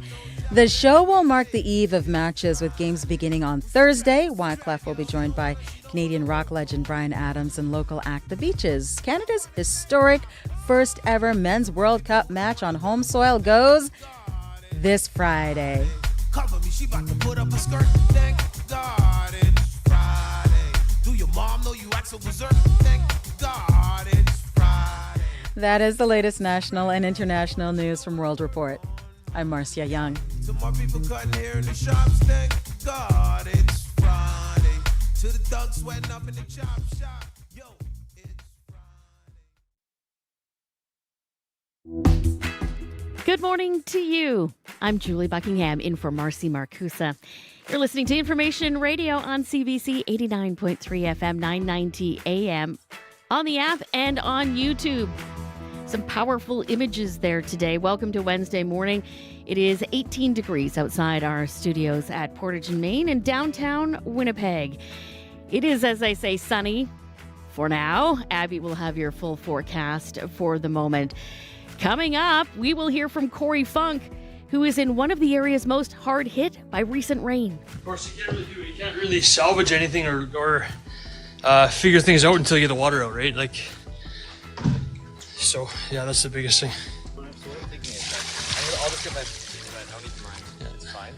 250 millimeters is what Environment Canada says came down in the Stonewall area. Again, we'll chat with Corey about what he's seeing. Still to come, we will not forget about another part of Manitoba that is dealing with also overland flooding as a result of more recent storms earlier this week. But first, let's head over to our news center with Heather Wells. Good morning. Well, waking up to the aftermath of a big storm that pounded southern Manitoba last night. Reports of tornadoes near St. Anne, Otterburn, and in the Parklands, hail the size of golf balls, and torrential rain. Worst hit is Stonewall. Environment Canada says more than 250 millimeters of rain fell on that part of the Interlake by 3 this morning. Manitoba Hydro is dealing with hundreds of outages affecting thousands of customers.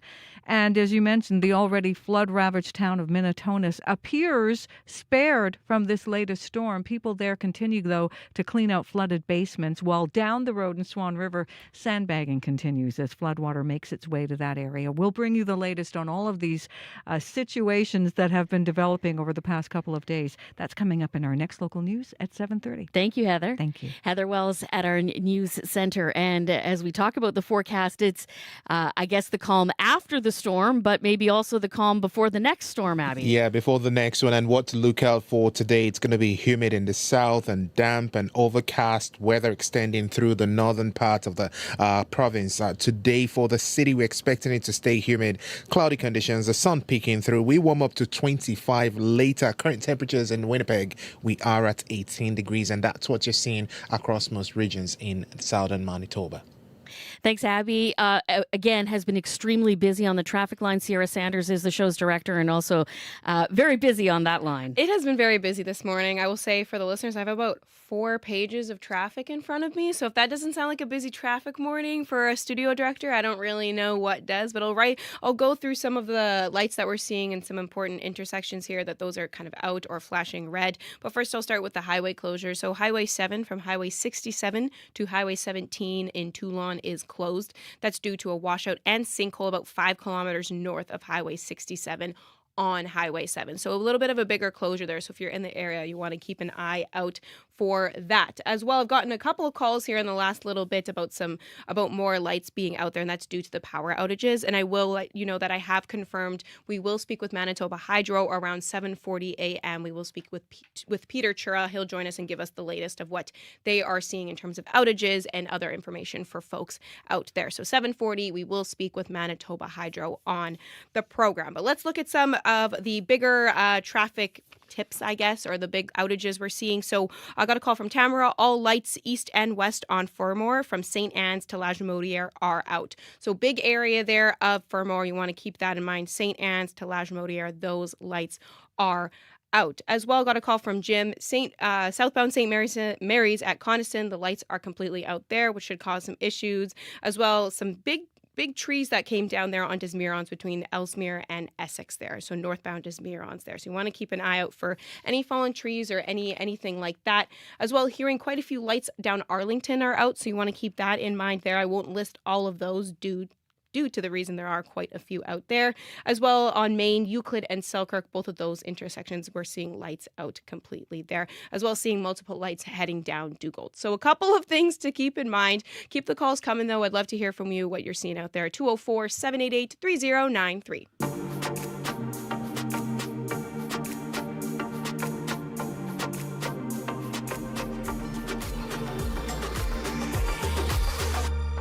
15 minutes after 7 o'clock, Corey Funk, usual show director, hit the road once we learned that 250 millimeters of rain came down in the Stonewall area. And if you are watching on YouTube, you will be able to see some of Corey's amazing footage. And as I look now, you are clearly inside. Yes, I'm inside. I'm inside Ryan Mergat's basement right now. I don't know if you can hear. Oh, yeah. That's the sound of water. It's higher than my rubber boots right now in his basement. And if you take a look here, if you're watching on YouTube, you can see toys floating right now. And there's Ryan right there taking the water out of his basement, bucket by bucket. His neighbors just showed up with a 5-gallon bucket. I showed up. I was just driving through Stonewall. I saw him pouring out a bucket, so I stopped, and he was kind enough to show me what he was up to, and sure enough, here he was. So I'm actually going to pop up right now, but and go meet him because I didn't want to stop him from doing his work. Corey, it looks like the water is over the bottom 2 stairs at least.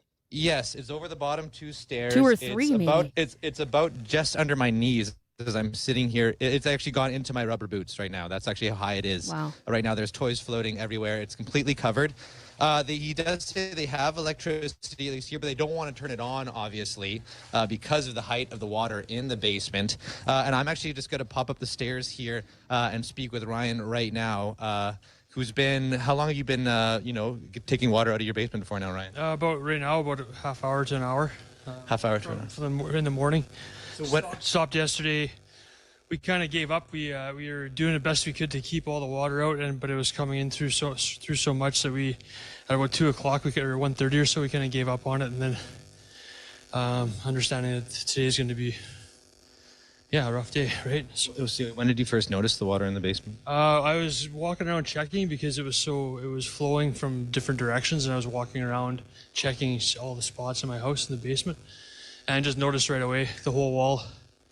It collapsed through the wall, the bottom of the wall, and it was just coming in and just shooting down. Like, we tried everything, but there was just too much.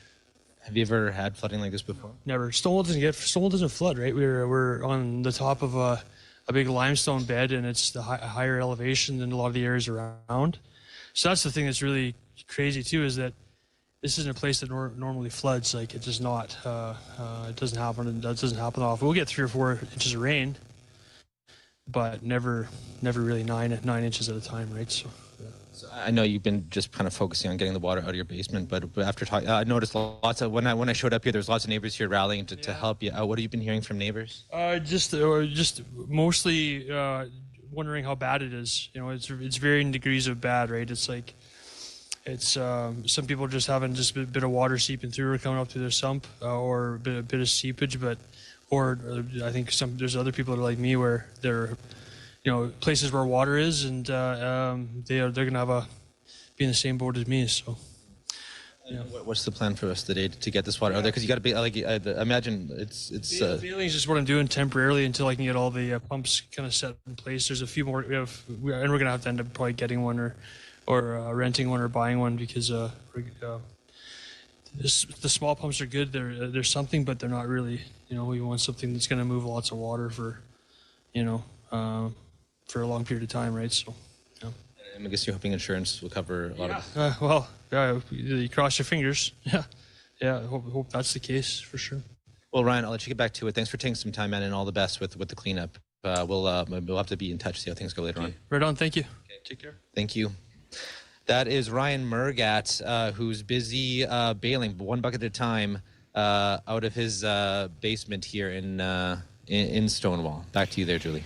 Thank you, Corey. Corey Funk in the Stonewall area. And it's something that another part of Manitoba has been dealing with for several days now, after a lot of rain hammered the Duck Mountain area of Manitoba, with homes damaged, farms and livestock underwater or missing.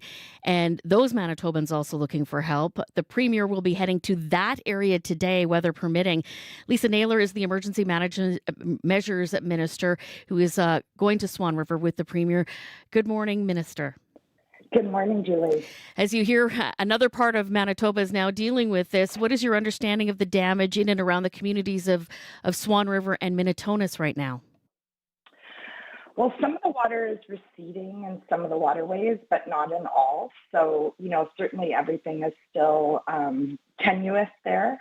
And I have about 40 Manitoba Transportation Infrastructure staff on site, maintenance workers and engineers. So they're assessing damage. They're doing road repairs where they can, as well as, assessing the damage to bridges and other structures. And we've got a lot of government support up there, both, from agriculture and other departments that are engaged, Manitoba Parks and National Resources and Indigenous Futures, all trying to support the efforts of the communities. The community leadership, of course, in a number of those communities has been directly involved in managing what's going on for them. I know that they were going to be doing a controlled cut of Highway 10 yesterday to try and relieve some of the pressure and perhaps hopefully alleviate some of the flooding in Swan River. Have you been briefed on if that was successful? I haven't had an early morning briefing, but I know that the cut happened yesterday. I've seen images of it, and I do believe that had the intended effect. But I'll be up there to see for myself later today. What help is the province been mobilizing for the people in that area? Right. Well, certainly from the very beginning, myself and other ministers were in touch with the Reeves in the area to assess what the needs were. We, of course, offered whatever support was necessary from the province would be available to them. So, and then in terms of the emergency management organization, we've had regional emergency managers in the area supporting local authorities in the response. We've had engagement from health, seniors, and long-term care to make sure, what supports are needed. Manitoba Hydro has been extremely active in the community. I know as of yesterday, they've restored power to about 235 homes, and we're continuing to work on some others. There certainly are some homes without power still due to safety, kind of similar in the story that you just identified. You can't necessarily get your electrical going if the home is full of water. Right. Office of the Fire Commission has been engaged. So really, it's an all-of-government response, like it is in any emergency. PC MLA Rick Wojcik represents that area, and he's written the Premier saying his riding needs significant help and said the people in the area feel the province hasn't moved urgently enough to help them. And Wojcik saying that people are making comparisons to the effort to protect Peguis earlier this spring, and they'd like to see something similar there. What do you think of that comparison? Well, it's an unfortunate comparison. What happened in this region was very sudden. What was happening in Peguis was we were able to predict well in advance. So we were able to bring in a lot of early support. What's happening right now in this region of the province is much more similar to what happened to Peguis in 2022. It was very, very sudden, and they had one of the worst floods that's ever happened in that Interlake region. And so we're seeing that now. This was sudden. It wasn't predictable despite us knowing, despite the forecasting operations knowing there's some weather systems coming through. The extreme degree of flooding and damage wasn't something the province could prepare for ahead of time. However, we've been responsive from day one. And as I've mentioned, there's half a dozen different government departments involved, as well as our crown corporations like Hydro. We have Manitoba Wild Services has been involved. They've offered support with helicopters and pumps and other equipment. So I'm not sure. I think that's a little bit of playing politics with the member that you identified, who may not really be in touch with what's happening on the ground. I've got 30 seconds left. Do you feel you have enough resources now that you're hearing what's happening in the Stonewall area? Certainly, the province will be there to support as needed. Again, municipal leadership is always the first lead on their emergency response, and then they work directly with Emergency Management Manitoba to identify what supports will be needed, and the province is going to be there to step up regardless of which community and how many issues are going on across the province. Thank you so much for doing this. Okay, you're welcome. Thank you. Lisa Naylor is the Emergency Management Minister.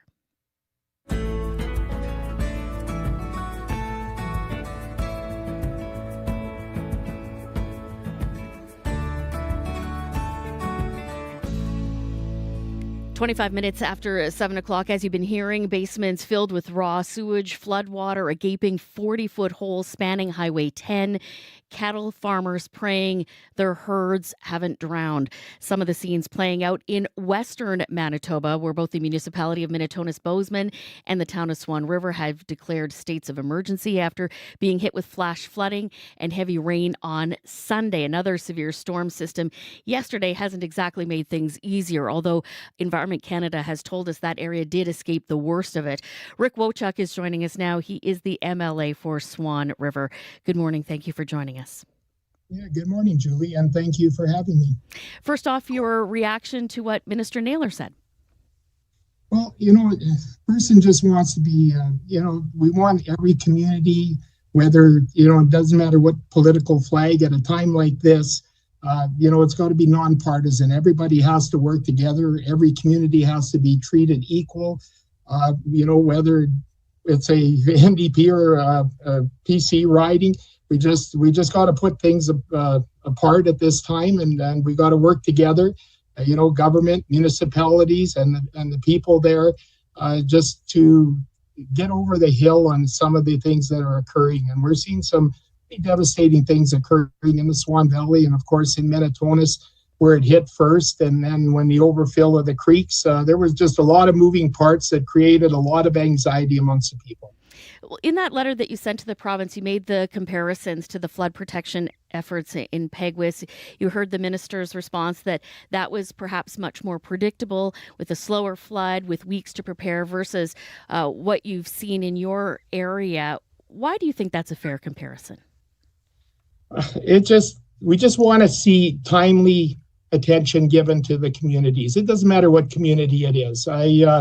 I think that it's very, very important. I mean, it was time sensitive, Julie. We're in day 4, and people have undergone a lot of devastating things. Today, the premier is flying into Swan River. He's taking he's coming in.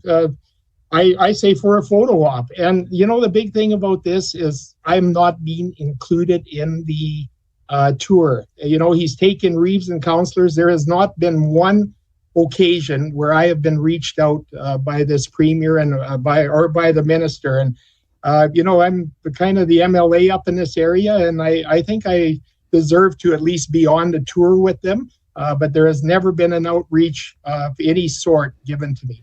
You were born and raised in that area. Have you seen anything like this before? Not this quick. Back in '88, I think it was, there was a flood where there was a domino effect of, various types of dams breaking on the creek systems on the watershed, and it came down pretty quick, and then it was over. This has seemed more prolonged. The big concern, there's a lot of things happening in Minnetonka right now. There's a lot of cleanup going on. Yesterday, we saw them breach number 10 highway. That dropped the water level significantly around Swan River, where the overflow of the Roaring River into Tamarack Creek was no longer, we're no longer getting any type of house flooding. Everybody responded so greatly, on that. So, in reference to your question, did we ever see anything? But one of the things I want to say is this water is all going to Swan Lake, and Swan Lake is a floodplain, and there's a lot of people that pasture, a couple farmers in particular that pasture cattle down there. And, we're hearing stories of entire quarter sections that are under tremendous amount of water. Farmers were trying to reach their animals. Yesterday, we had a very distraught producer on the telephone, and she didn't know whether her, that particular group of 80 cow-calf pairs were drowned. She reached out. She got her own plane to fly. They got a plane out there and checked, and the cattle were on high land. So let's just pray that water doesn't raise or doesn't elevate anymore. And we'll speak with her just after the 8 o'clock hour. We have to leave it there for now. No doubt we'll be talking again very soon. Thank you for joining us this morning. Thank you very much, Julie. The MLA of Swan River, Rick Wochuk. As I mentioned, still to come on Information Radio, we will speak with that cattle producer and find out how her cows are doing in that region. We'll continue to touch base with Corey Funk, who is now in the Stonewall area, which received over 250 millimeters of rain in this most recent storm event. And all of those updates coming up next with your CBC News Now. This is CBC News. Good morning. I'm Heather Wells in Winnipeg. At 7:30, 18 degrees right now. Last night's storm has moved on, but we are anticipating a good chance of showers, maybe another thunderstorm this afternoon. Humid, a high of 25. A wild night across southern Manitoba as intense storms rolled right through the area.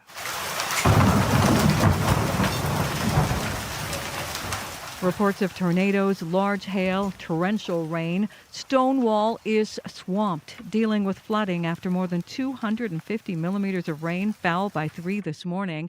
We are feeling it in Winnipeg as well. Power outages, lights out at intersection, delays at the airport. CBC reporter Megan Ketchison joins us live now. Megan?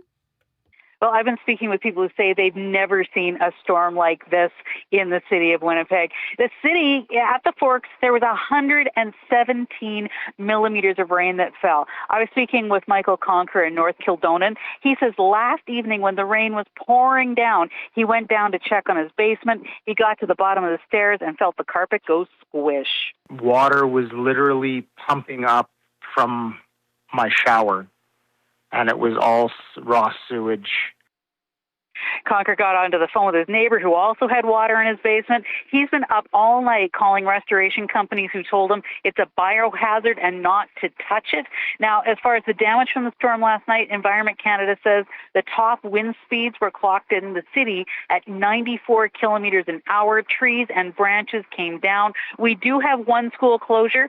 College Churchill High School is closed today because water was pouring through the ceiling. The city says first responders have been busy with lots of calls for the city, and 311 has been swamped with people calling about flooded catch basins and sewer issues. Reporting live, Megan Ketchison, CBC News. Thanks so much, Megan. Well, Manitoba Hydro also is dealing with hundreds of outages impacting thousands of customers. The utility reminds people stay at least 10 meters back from any downed power line. Those lines can be deadly, especially in wet conditions. Now, Environment Canada says the worst of last night's storm missed the already flood-ravaged parts of western Manitoba, Minitonas and Swan River.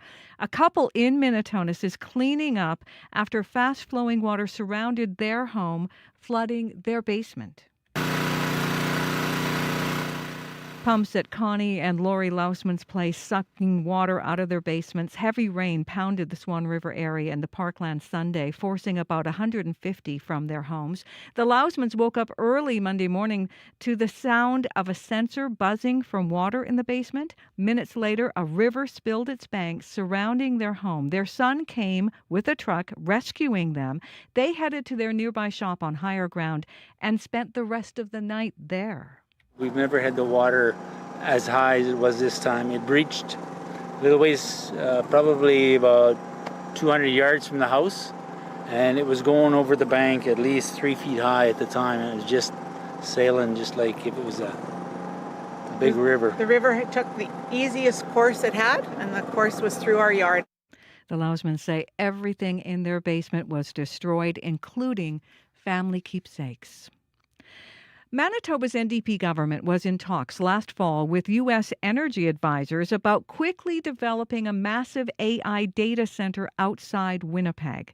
Documents obtained by CBC News show Premier Wab Kinew wanted accelerated timelines for this to happen. Kinew says Manitoba did a deep dive on the AI data center market, concluding it didn't like what it found.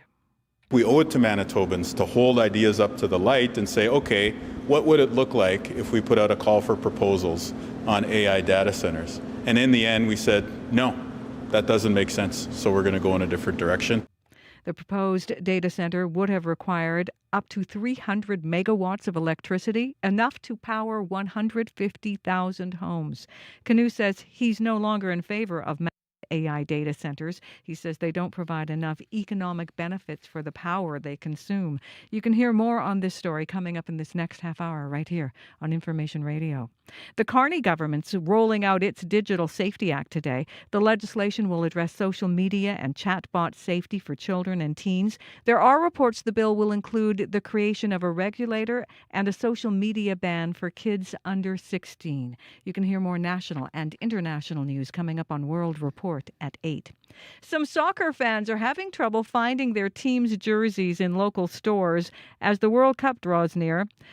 Godi Katembo is from the Democratic Republic of Congo, who are playing in the tournament for the first time in his life. He says it's disappointing he hasn't been able to buy their jerseys in Winnipeg. Countries like Congo, like Haiti, it's very hard to find, and these are countries that this is a very historic moment for them. 50 plus years for not qualifying, now they're qualifying. Where's the jerseys? At least one retailer in Winnipeg is selling jerseys for every World Cup team as long as they're made by Nike, Adidas, or Puma. More than 75% of the World Cup teams are wearing those brands, but the Democratic Republic of Congo is not one of them. You can find more news updated throughout the day at cbc.ca/Manitoba. Thank you, Heather. Heather Wells at the CBC News Centre this morning.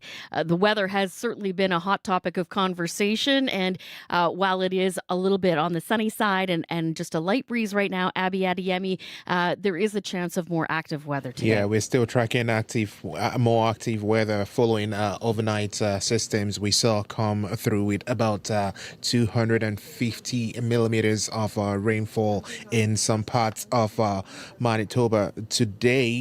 Into this morning rather, but if you look at conditions in the Red River Valley region and nearby at this time, we're seeing some sunny conditions break through.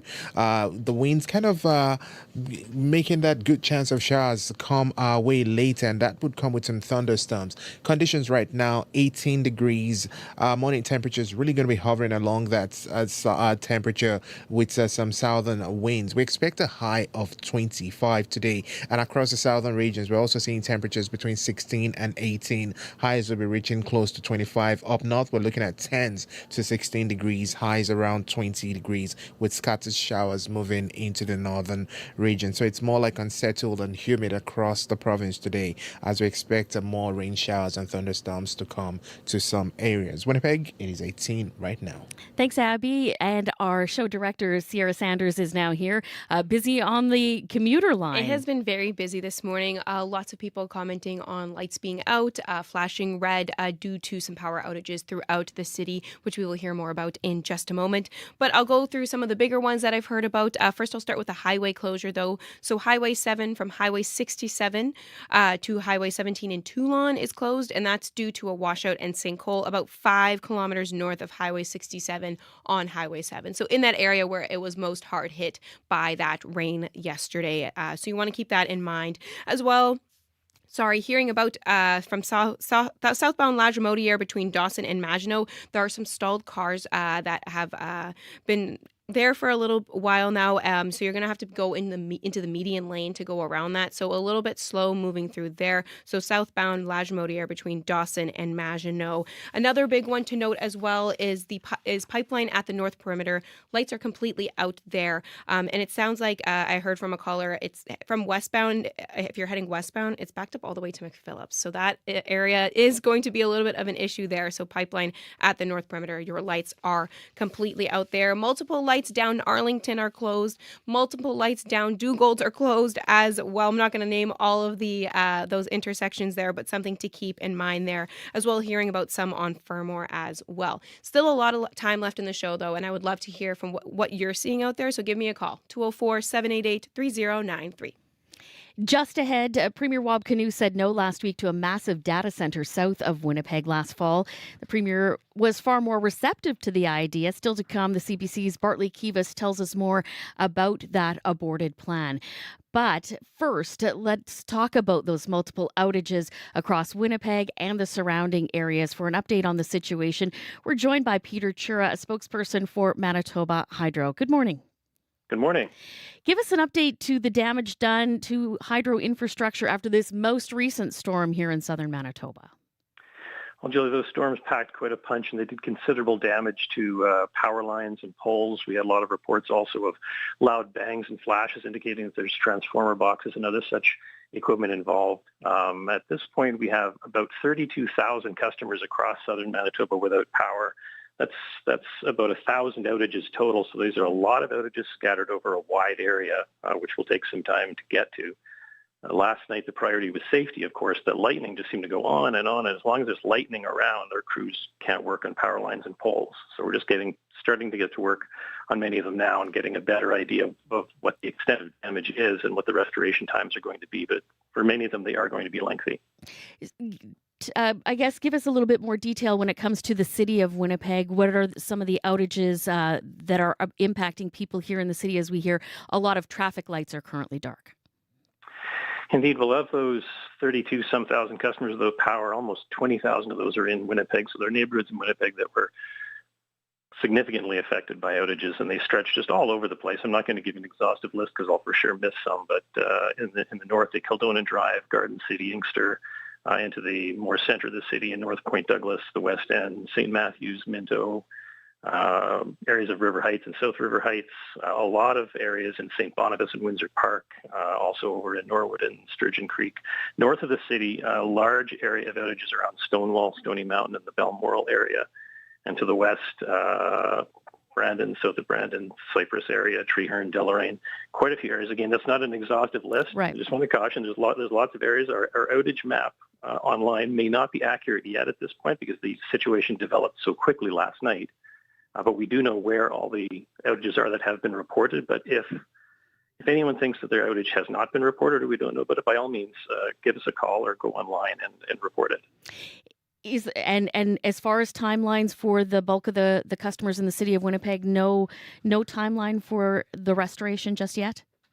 I wouldn't venture any timelines right now until we get a better idea of what all the damage is and to what types of lines. If there are major feeder lines that we can restore quickly, that will restore a large number of customers quickly, we'll get to those first.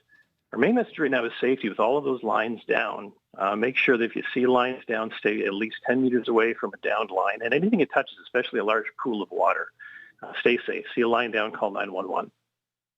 And we're hearing a lot of people do have flooded basements, and there's power in basements. What's your advice there? That's right. If water is touching an electrical panel, for sure, don't go down there and report that. Call 911 as well. How stretched are your crews given the earlier storms in the Swan Valley area and now this latest system? Well, it certainly creates a challenge. We moved some crews from areas like Winnipeg and Brandon to back up the crews in the Parkland area doing those necessary repairs. I guess if there's a silver lining to this storm situation last night is that some of those Parkland areas, especially around Swan River and Minitonas, were not as heavily affected by new outages. So we will have a bit of an advantage there from Mother Nature. But it does create a bit more of a challenge that we've been moving crews around, and we'll have to assign to the areas that we can find the highest priority. Has everyone been restored in that Parklands, Minitonas, Swan River area? I'm just looking now. We still have... Aside from those that maybe would have had, safety concerns. Right, about 600 customers in that overall Parkland area. In the Swan River area, still about 400 customers with power there. No doubt we'll be talking again, perhaps even today. Thank you for doing this. Thanks very much, Julie. Peter Chura joining us from Manitoba Hydro. On the topics that matter, your voice should be heard. It looks like this is maybe a one-day blip when farmers across the province need hot and dry. Radio Noon is where you can voice your take. In general, it's harder to find a job even if you're educated. I'm Marjorie Dowhouse. From 12:15 to 1 p.m., Radio Noon opens the phone lines on one important topic. When I was 5 or 6, my parents gave me seeds and helped me plant them. That was probably close to 70 years ago. And here I am still gardening. It just brings everyone together. Radio Noon's call-in segment, 204-780-0893. We want to hear from you weekdays on CBC. You're listening to Information Radio, about 16 minutes now before 8 o'clock. And in the past week, we've heard Premier Wab Kinew say no to a massive hyperscale AI data center in Manitoba. For years, we've heard Kinew accuse the Manitoba Progressive Conservatives of trying to privatize Manitoba Hydro. Documents obtained by CBC News show Manitoba's NDP government entertained the idea of going in a different direction last fall, but both in terms of data centers and a private partner for Manitoba Hydro Dam. The CBC reporter Bartley Kivas has been working on this story, and he joins us now live in the studio. Hi, Bartley. Good morning. For starters, catch us up on Wab Kinew and his stance when it comes to AI data centers and hydro dams. Well, back in October, November, Premier Wab Kinew spoke often about AI data centers and making Manitoba into a have province. In October, he hinted to reporters that a major announcement about an AI data center would be coming in December.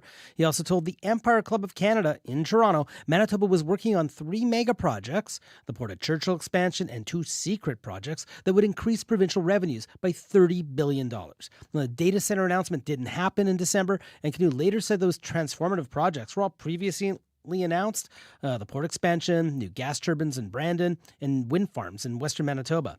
But now we have insight into something else the province considered last fall.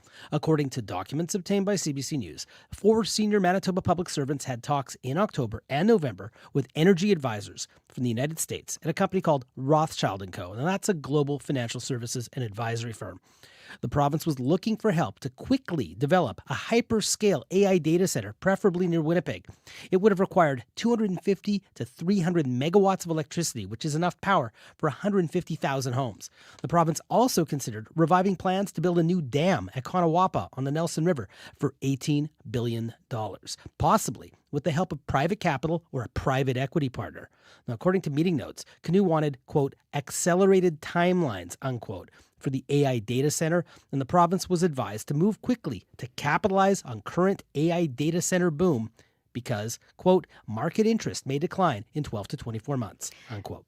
So, Bartley, what happened with these plans? Well, as many Manitobans know, Kinew said last week to a hyperscale AI data center south of Winnipeg at Ildeshane and said no to massive data centers in general because they use too much energy and don't provide long-term economic benefits. Now, I asked the Premier yesterday what happened between last fall and this spring to change his mind on AI data centers. He said the province made a deep dive into the AI data center market and looked at who wanted to set up shop here and what would happen if Manitoba put out a call to major players in AI and said, come, we have electricity. Here's what Kinew said. I think we owe it to Manitobans to hold ideas up to the light and say, okay, what would it look like if we put out a call for proposals on AI data centers? And in the end, we said, no, that doesn't make sense. So we're going to go in a different direction. And you saw part of that process play out when we said no to the Ildeshane data center last week. Now, if you've been following stories about AI data centers, you'll know Kinew isn't the only person that changes opinion about them. Last year, there were some stories from the U.S. about opposition to these things for being loud and ugly and using too much water and power. But this year, these stories seem to be everywhere. AI data centers aren't getting a lot of love. Ann Pasek is a professor at Trent University and the Canada Research Chair in Media, Culture, and the Environment. She studies data centers, and she says she's not surprised by the change of heart. She spoke to me from Montreal. People a year ago were taking for granted that this future was a certain thing and an AI data center investment was a solid investment because there was like near infinite need for more compute.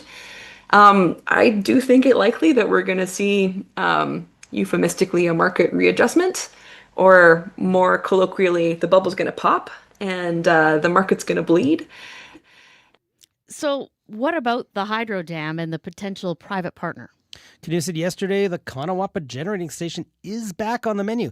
The Selinger government put this project on the shelf in 2014 when the cost of the project went up to $10 billion, and the Public Utilities Board said there wasn't a strong business case behind it.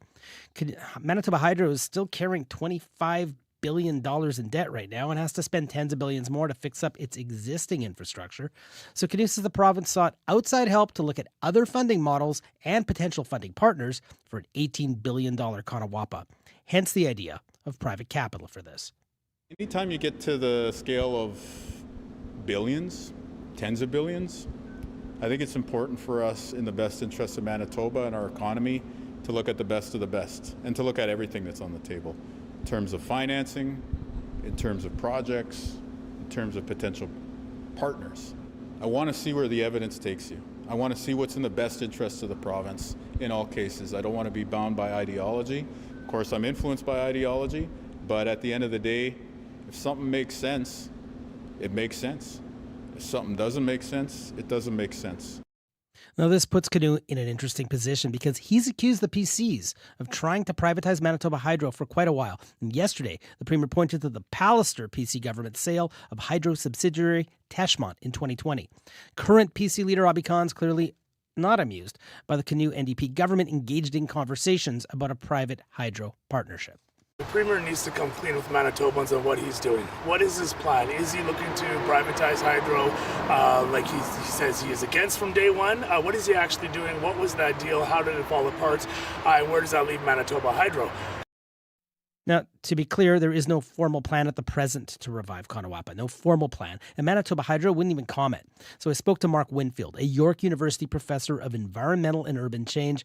He studies energy and climate change policy and says there would be a risk of building a mega project with a private partner and a risk associated with a project this big on its own. He spoke to me from Toronto. We already had determined that Kanawapa was not economic. And the Keesiak project didn't go very well either in terms of the economics. So there's large risk there.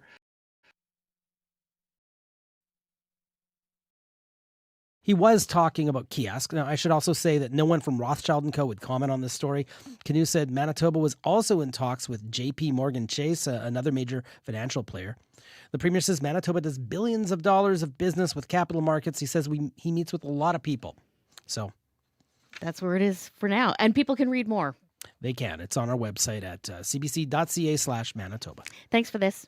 Bartley Kivas is a CBC reporter. Once again, all of those details at cbc.ca/Manitoba. 9 minutes now before 8 o'clock. The weather has been a big story today, both inside and outside the city. And we have two city councillors who are set to join us from different parts of the city, from those tornado warnings and thunderstorms to power outages, hail and flooded streets. The city now has to do all of that cleanup. The CBC has reached out to the city for more details. Obviously, the storms created very difficult driving conditions with water pooling in many areas, and some questions are now being raised about the impact this storm is having on infrastructure. City Councillor for Waverley West, Janice Lukes, is chair of the Public Works Board. Also, Councillor for Minarski, Ross Eady, is chair of the Standing Policy Committee on Water and Waste and the Environment. Both join us now. Good morning, councillors. Good morning. Good morning. Councillor Lukes, what are the impacts of last night's storm in your ward? Well, we have pretty good drainage in our ward. We've got pretty good roads in our ward. We're not dealing with some of the issues in the older neighborhoods that have very bad back lanes. I can only imagine what the condition is of some of those back lanes. And older catch basins that may have cracked, that may have failed. So, and we don't have a lot of trees to blow down. We do have some. I'm sure some of the branches have blown down. I was out last night at an open house on our Bison Drive connection meeting at the Bison Run School. We had a lot of people come out. It's not pretty citywide. It's just not. And for you, Councillor Eady, what's it like in your ward? Well, in my ward, actually, last night I was over in North Kildonan at the Norvilla Hotel for an event. But in my ward, I haven't heard a total lot, but what will be happening is we have a lot of really old trees, so there'll be a lot of branches that have blown down and fallen onto the streets and boulevards.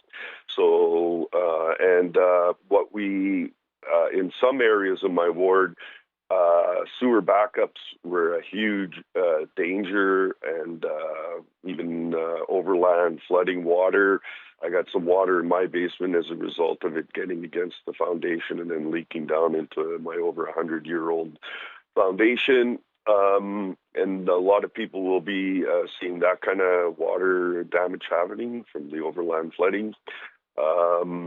Thank goodness there was no real tornadoes that hit around this area, but I heard West St. Paul, they had, or St. Andrews had a tornado, more than likely.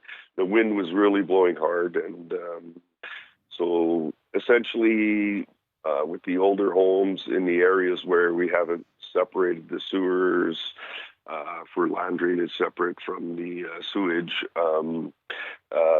there'll be, if people don't have a backup valve, I can tell you for sure that raw water sewage would back up into your house. I heard of people where it was coming up, I heard it on CBC, but last night somebody was reporting water just bursting out of the toilets because the pressure was so high because the sewer system was totally full.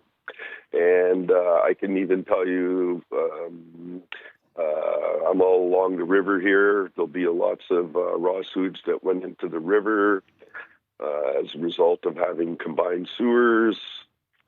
I could go on, but essentially, if you didn't have a backup valve, and there are still quite a few homes that don't have backup valves and sump pumps, they're going to have lots of sewage water in their house. Councillor Lukes, what impact will a storm like this have on the city's infrastructure? Yeah, anything extreme like this is going to have an extreme effect.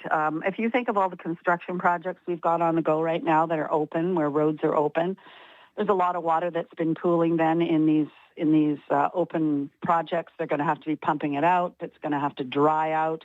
Any of the potholes, it's just not good for potholes, right? It's just not good for older infrastructure, and we have a lot of older infrastructure. So this is going to be a cost to the city. It's not good, but we'll have to deal with it.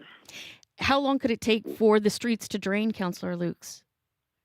Well, I don't know what the forecast is going forward, but I mean, let's say we don't have any more rain. Oh, more rain. Oh, well, it won't drain for a while. I mean, I guess where some of these underpasses and such, the city will come in and try and clear them out if they're not draining properly, because there's, I think it was on Annabella or Higgins, there's an underpass. Probably the Main Street underpass. There's probably a lot of underpasses that are full. It's just going to take a while to drain, and then if we have more rain, it just adds to the problem, right? So just not good overall. About a minute remaining, Councillor Edie. What would you like the city to do to address the way that the city handles storms like this? Well, both Councillor Lukes and I, there are updates that we get by email. Winnipeg is not in a state of emergency. We've received that, but our emergency measures people are watching and paying attention to everything that's going on. And as Janice said, situations like underpasses or whatever. But I just wanted to say, like, big events like this, we can separate sewers and all that kind of stuff, but they're never going to be able to handle the most severe situations of water. So all I can say to everybody in Winnipeg, especially if you're in combined sewers, make sure you have a backup valve and some pumps, because even where the water drains pretty good, like around my place, we still got some water in the basement. So, and hopefully you have the type of insurance that will cover it, because not only with water in your basement, just even clean overland water and especially the sewage, there's a mold situation after you clear away the water. So I'm hoping today's rain event isn't so bad that it continues to push water into people's homes. We got to leave it there. Councillor Janice Lukes is chair of the Public Works Committee, and Councillor for Waverley West, Councillor Ross Edie, the chair of the Standing Policy Committee on Water, Waste and Environment. Environment Canada says 117 millimeters fell at the Forks. After 8 o'clock, we'll get an update from a cattle producer near Swan River who was worried about some of her cows. Now, let's get an update from the CBC News Centre and Heather Wells. Good morning. Yes, and the worst of this storm actually hit areas like Stonewall, where 250 millimeters fell in that area by 3 this morning. The Interlake School Division has canceled classes today. We'll bring you the latest on the fallout from the storm in our next local news at 8:30. Thank you so much, Heather. And we will continue to follow the rain in the Stonewall area with Corey Funk, as well as outside the city. World Report next. On cue. You might have soccer on your mind with the World Cup starting later this week. Boy Wonder, one of the most successful Canadian producers ever, has teamed up with Canada Soccer to put together folks like City in Colour, Nelly Furtado, and Alessia Cara to make maybe the most Canadian record ever. Q with Tom Power. This morning at 10:30 in Newfoundland. And on CBC Listen or wherever you get your podcasts. The CBC News is next. Coming up in half an hour, it's The Current with Matt Galloway. Daylight shootings with links to alleged match fixing, ties to organized crime, threats, corruption, intimidation. Cricket Canada is in turmoil. The Fifth Estate has been investigating what's going on. Stephen D'Souza brings us the latest coming up on The Current. This is World Report. Good morning. I'm Marcia Young.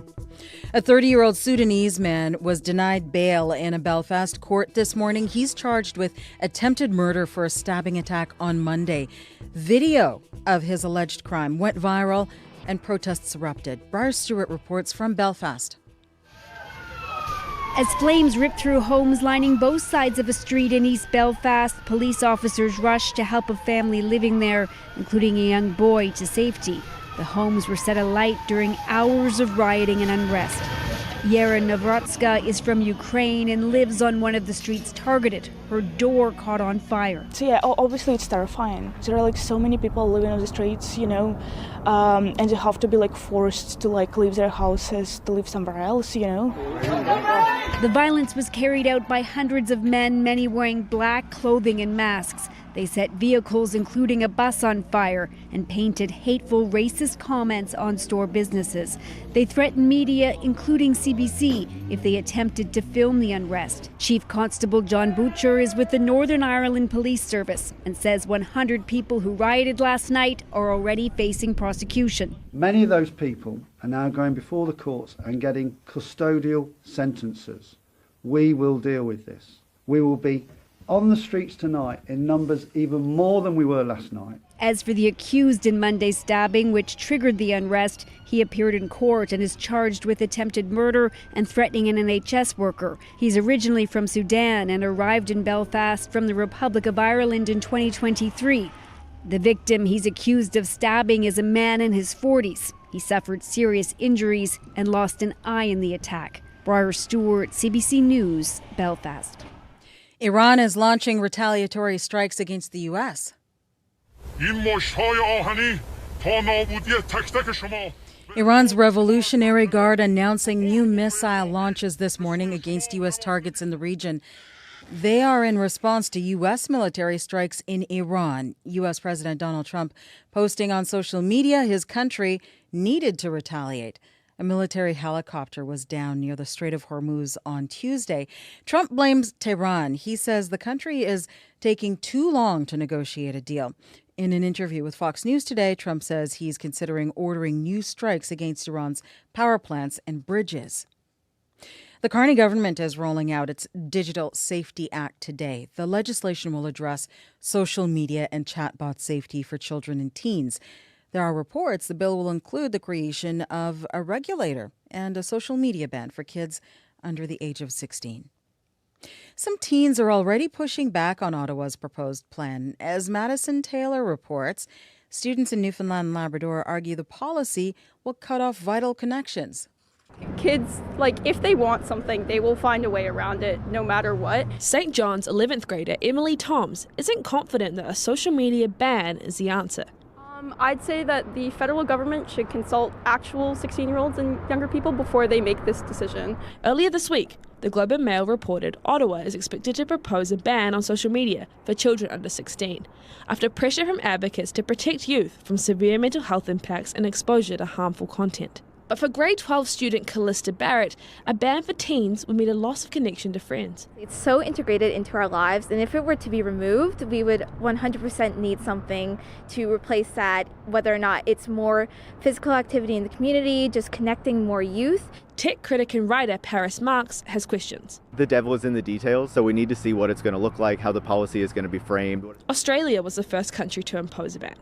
Verification includes AI and biometrics, financial information, and government-issued ID. While it's not yet known what this could look like in Canada, Marks has concerns about effectiveness and privacy. Ultimately, is, kind of the risk that is created by doing those checks worth the outcomes of what the policy is going to be? Other countries, like Denmark, Norway and India, are weighing similar restrictions. Madison Taylor, CBC News, St. John's. Trade will likely remain top of mind today for the Prime Minister. Mark Carney is meeting with Canada's premiers. A CUSMA deadline is looming, and along with some interprovincial tensions, there will be plenty to discuss. Janice McGregor is following this for us. And Janice, what is driving today's agenda? Marcia, these aren't scheduled to be detailed talks, likely only about an hour, but things have evolved since they last met, especially in terms of where things stand with the Trump administration on CUSMA. It's becoming increasingly clear that the U.S. wants to rewrite the automotive chapter. Before the House rises for the summer, we're still expecting new legislation to more closely align Canada with how the U.S. keeps goods made with forced labor out of its supply chains. And the Carney government relented to U.S. pressure last week, scrapped plans to make online streamers like Netflix put a greater share of their revenue into a Canadian content fund. Officials insist, though, that no additional concessions have been made to finally open the Gordie Howe Bridge between Windsor and Detroit later this week. As the Trump administration continues to roll out its tariff strategy, it keeps piling on new ones. As recently as yesterday, United States Trade Representative Jameson Greer told Fox News that the barrier to negotiating with Canada is the fact it still has retaliation in place. But both Ontario Premier Doug Ford and Manitoba Premier Rob Canoe said American alcohol is not going back on the shelves until the U.S. backs off and renews its tariff-free trade with Canada. How have developments in Alberta changed the dynamics? Well, things are definitely more fraught for Team Canada, not only because the Memorandum of Understanding gave Alberta a bespoke deal on carbon pricing and electricity regulations. In other jurisdictions now are trying to figure out what that means for them. Some, like Saskatchewan's Scott Moe, quite explicit about wanting their own deal in the wake of Alberta's. Premier Danielle Smith's choice to enable a referendum question this fall that questions the future of this federation, that sets up not only tensions on today's call, but the possibility of a very intense premiers conference when they all gather in Charlottetown next month. Thanks, Janice. You're welcome. The CBC's Janice McGregor in our Parliamentary Bureau. An 18-year-old man is accused of killing an Ontario police officer. Constable Tarun Bali was hit by a vehicle near the town of Hearst. That's about a 7-hour drive north of Sudbury. Bali was 29 years old. He had been with the Ontario Provincial Police for just over 2 years. Thomas Carrick is the OPP's commissioner. Around 12:30 this afternoon, this incident unfolded and our officer lost his life. We're absolutely heartbroken. I can tell you that Provincial Constable Bali dreamed of being a police officer. This showed in the work that he did each and every day. Police have not named the 18-year-old. He has been charged with first-degree murder. They say he recently escaped from a hospital. He was being assessed under the Mental Health Act. The number of young people trying nicotine pouches is on the rise. New research shows more than 1 in 3 say they have used the product. It's meant to help smokers quit. But now health groups are taking notice and are warning about this increasingly popular trend. Marina von Stackelberg reports. It's tremendously concerning. Rob Cunningham with the Canadian Cancer Society is one of the most outspoken voices for restricting nicotine pouches. The small tobacco-less packets are placed between a person's lip and gum to deliver nicotine, and they're getting very popular. The increase in nicotine pouch use by young adults in Canada has been rapid and dramatic. New research shows just how significant that spike has been. The study followed more than 3,000 Canadians in their teens and 20s. 4 years ago, just 8% of respondents said they'd tried pouches. That number has now quadrupled to 35%. The majority of those people never smoked cigarettes. Michael Chaitin from the Centre for Addiction and Mental Health is leading the research. That is surprising and something you don't see very often, and something that needs attention. Health groups say it's all the more reason to keep restrictions on nicotine pouches in place. The federal government brought those in 2 years ago to prevent youth access. They limit pouch flavors, advertisements, and sale locations to only pharmacies. But conservatives and the nicotine industry have argued those measures limit people's choice and make it harder for cigarette users to get the pouches they could use to quit smoking. Marina von Stackelberg, CBC News, Ottawa. And finally, Now it cuts like a knife, but it feels so right. Bryan Adams is headlining FIFA's official World Cup countdown concert in Toronto tonight. Adams will share the stage with Wyclef Jean and the Beaches. Opening matches begin tomorrow. Canada's historic first ever men's World Cup match on home soil goes on Friday.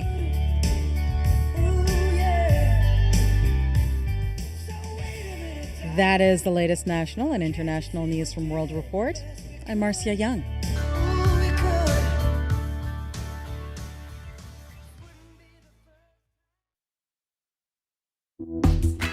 Good morning to you. I'm Julie Buckingham in for Marcy Marcusa. You're listening to Information Radio on CBC, 89.3 FM, 990 AM, on the app, or perhaps you're watching us on YouTube. Welcome to a Wednesday morning. Very busy day today. The current temperature outside our downtown studio at Portage in Spence is 18 degrees, but there's a but. Looks like more rain in the forecast. Abby will bring you the full details in just a moment. Still to come this hour, a cattle producer just northeast of Swan River still has got some answers, but learned more about her herd after hiring a pilot to try and find them as a result of them being stranded due to flooding. Also, have you heard of the summer slide? It's a term for all learning that's lost when kids put down their books and enjoy a summer break. We'll learn more about that just ahead. As we mentioned, the weather has been a big story and kept things very busy, so let's head to our news center with Heather Wells. Good morning. Well, people with buckets are trying to drain their basements in the Stonewall area this morning after more than 250 millimeters of rain fell in last night's intense storms that hit southern Manitoba. Winnipeg's chair of public works says that storm is going to cost the city. Councillor Janice Lukes says the city is going to have to pump water in open construction projects and out of potholes. Environment Canada is hearing reports of tornadoes in St. Anne, Otterburn, and the Parklands as yet unconfirmed. And power outages reported by Manitoba Hydro, at least 100, impacting thousands of customers. In other news, Manitoba's NDP government was in talks last fall with U.S. energy advisors about quickly developing a massive AI data center outside Winnipeg. That's from documents obtained by CBC News. We're going to hear more of that in our next local news at 8:30.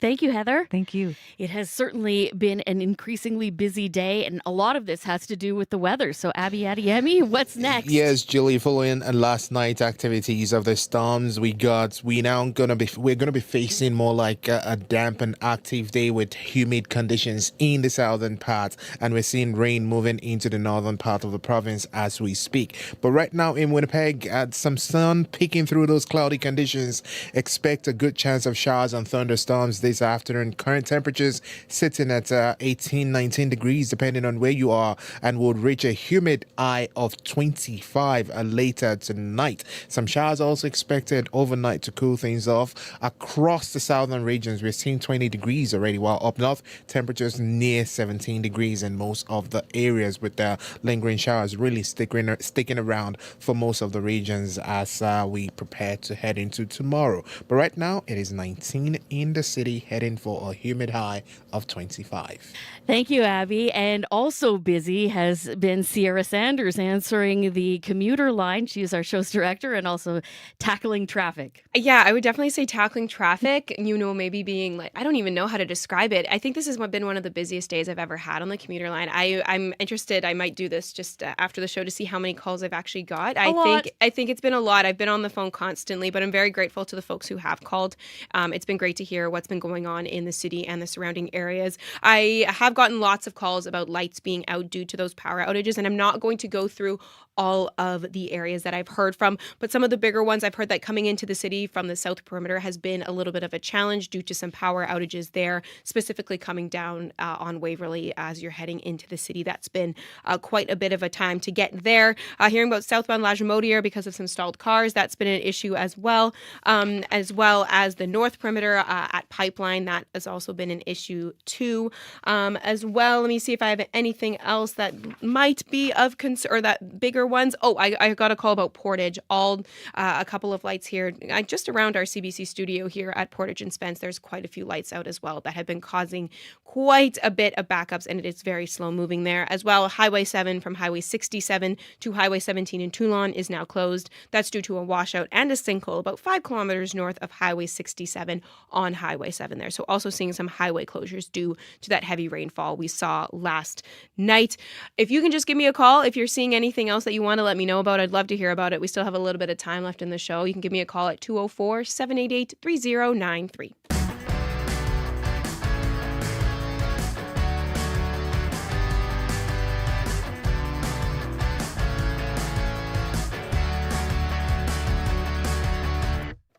15 minutes now after 8 o'clock, and we heard from Environment Canada earlier today telling us 250 millimeters of rain fell in the Stonewall area.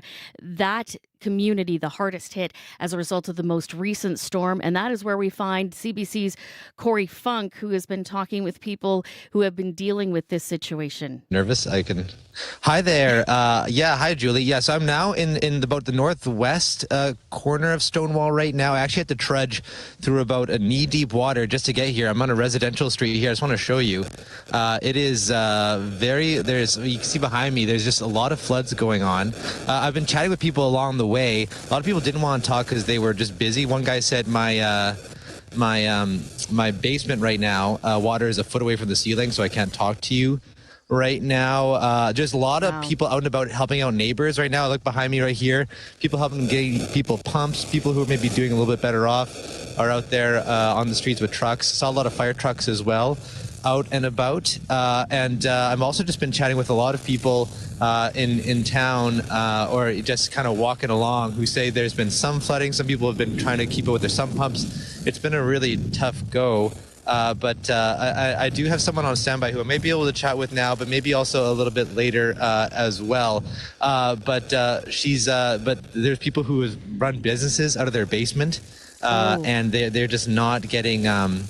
They're just not that. And right now it's completely flooded and smells like sewage. It's a common story I've been hearing as I've been trudging through the waters here on the streets, and people say that what I keep hearing from people here in Stonewall as I make my way through is that essentially Stonewall doesn't flood. When you come to town, you actually go up a hill a little bit, and you just don't expect the town to flood like this. But here we are, residential streets, people trudging through knee-deep water, and people are just kind of walking around in a little bit of a daze, to be perfectly honest, from what I've noticed so far here in Stonewall. But it's going to be a busy day here for folks as people just kind of assess the damage. But I can tell you one thing for sure is there is a lot of damage, particularly in people's basements. Lots and lots of very, very flooded basements. Thanks, Corey. We'll continue to check in with Corey. That's the newest place dealing with water damage. Let's take you back to another location that has been dealing with this for almost 4 days now as water began to rise near Swan River. There was only one thing on Susan Horesik's mind. So our cattle are out on pasture, of course, which is located close to the Swan River. So right now the roads are all washing out of our 4 pastures. We can get, or 5 pastures, we can get to a few of them by taking longer routes or bikes or quads or whatever to try and get across where the roads are washed out. But we have 80 pair, I think it is, out on one where we can't get to, and we're afraid they are stranded. Not sure we can get there by boat. I've hired a private plane to fly it for me because we couldn't find help anywhere else, just to see whether they're still there or if they've floated away. That's Susan Horesik speaking yesterday with the CBC's Faith Fundal. Susan and her husband live northeast of Swan River near Linwood. The area, including the pasture land, severely impacted by that flooding. Susan has now seen the aerial photographs from that plane, and she joins us now live for an update. Hi, Susan. Hi. What were you able to glean from those aerial pictures?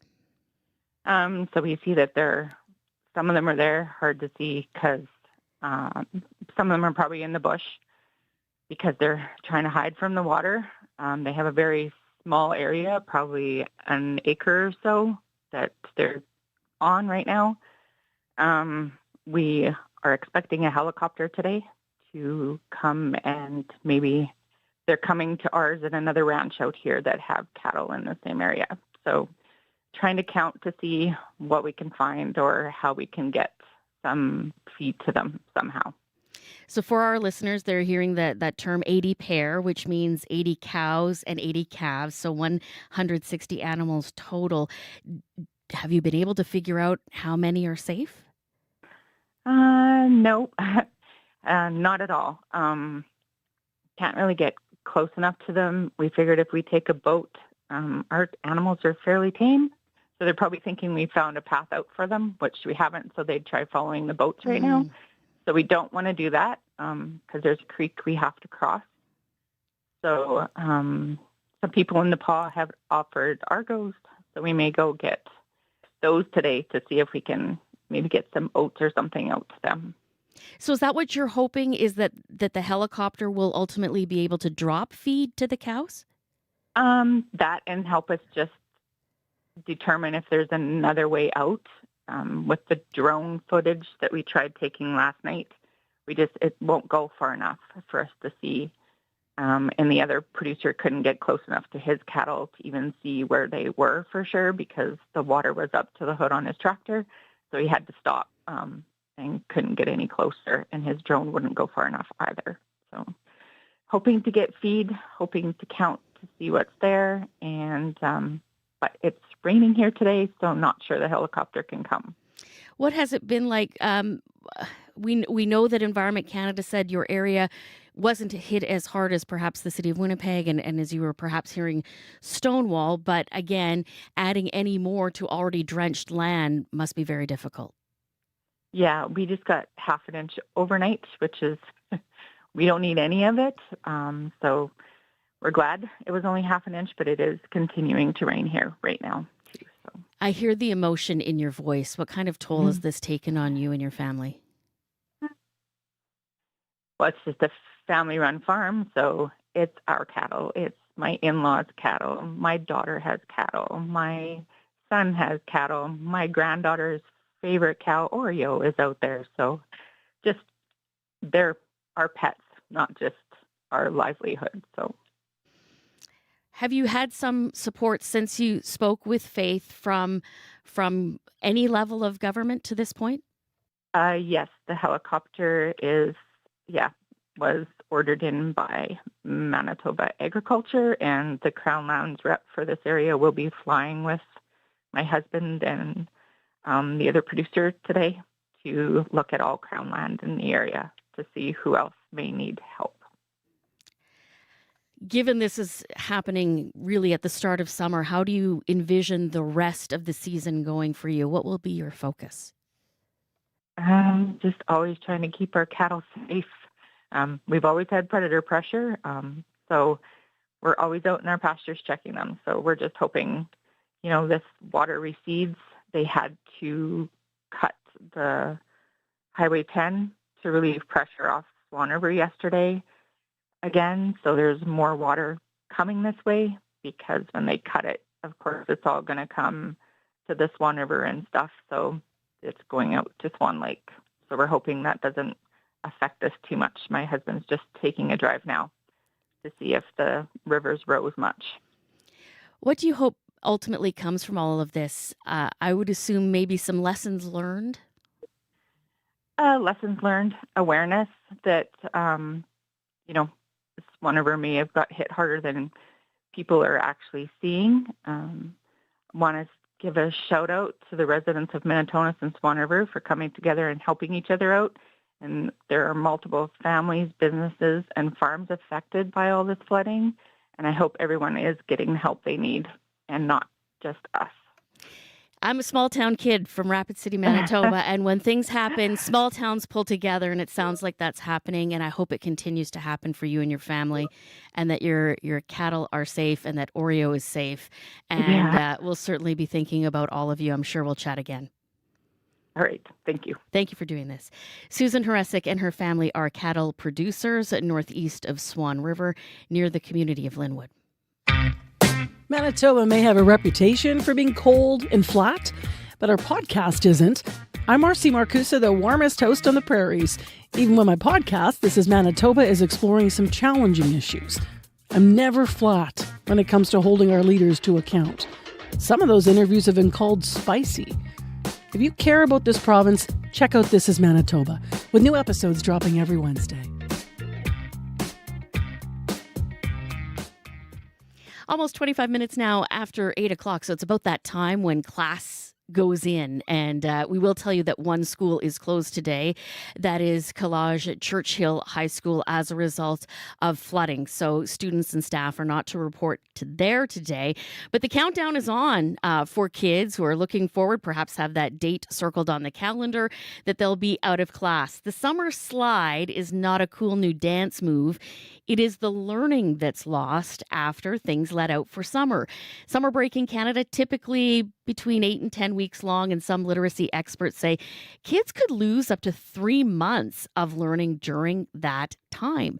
Rhonda Taylor is with United for Literacy, a charitable organization dedicated to promoting literacy across this country. And Rhonda is the interim regional director for Western Canada. Good morning. Good morning. Thanks so much for having me. What has the research shown about the impact of summer break when it comes to literacy rates? Yeah, what we're seeing is, as you've already articulated in the introduction, is that when school breaks in June, and if students don't have that opportunity to connect to some kind of learning over the summer, whether it's structured or unstructured, they come back at a deficit. They've lost some of the learning that's taken place in the previous school year. They may, for students who already struggled during the school year, may be further behind as a result. And so there's a gap that's created in terms of being ready to start a new school year if there hasn't been that opportunity to engage with some form of learning over those summer months. So I would assume that there might be some signs that a child might need a little extra support during the summer that maybe parents haven't necessarily thought about. Yeah, I mean, kids themselves, and I would say, as a parent myself, I would know some of those things. What might be more of the struggle is for parents to know, how can I help, right? What can I do now that my child is on summer break? And so for parents who are sort of feeling anxious about how they might be able to help their child maintain some of those skills, if you can read to your kids every day or carve out some time for them to spend time with books, that's going to help, even if it's a few minutes a day. But there's other things like cooking or gardening or doing science experiments, arts and crafts, board games. Usually those activities involve some form of literacy. You might have to read something, or maybe you're asked to write something. Recipes have math, right? And so getting your child to do the measurements when you're baking some chocolate chip cookies is a literacy activity that can keep them engaged in that learning process. And maybe it doesn't feel exactly like going to school. It feels, if you're going to a museum and you're reading about something that they're interested in, a dinosaur or whatever, it doesn't feel like learning. Mm-hmm. And that's really important, I think, especially in the summer.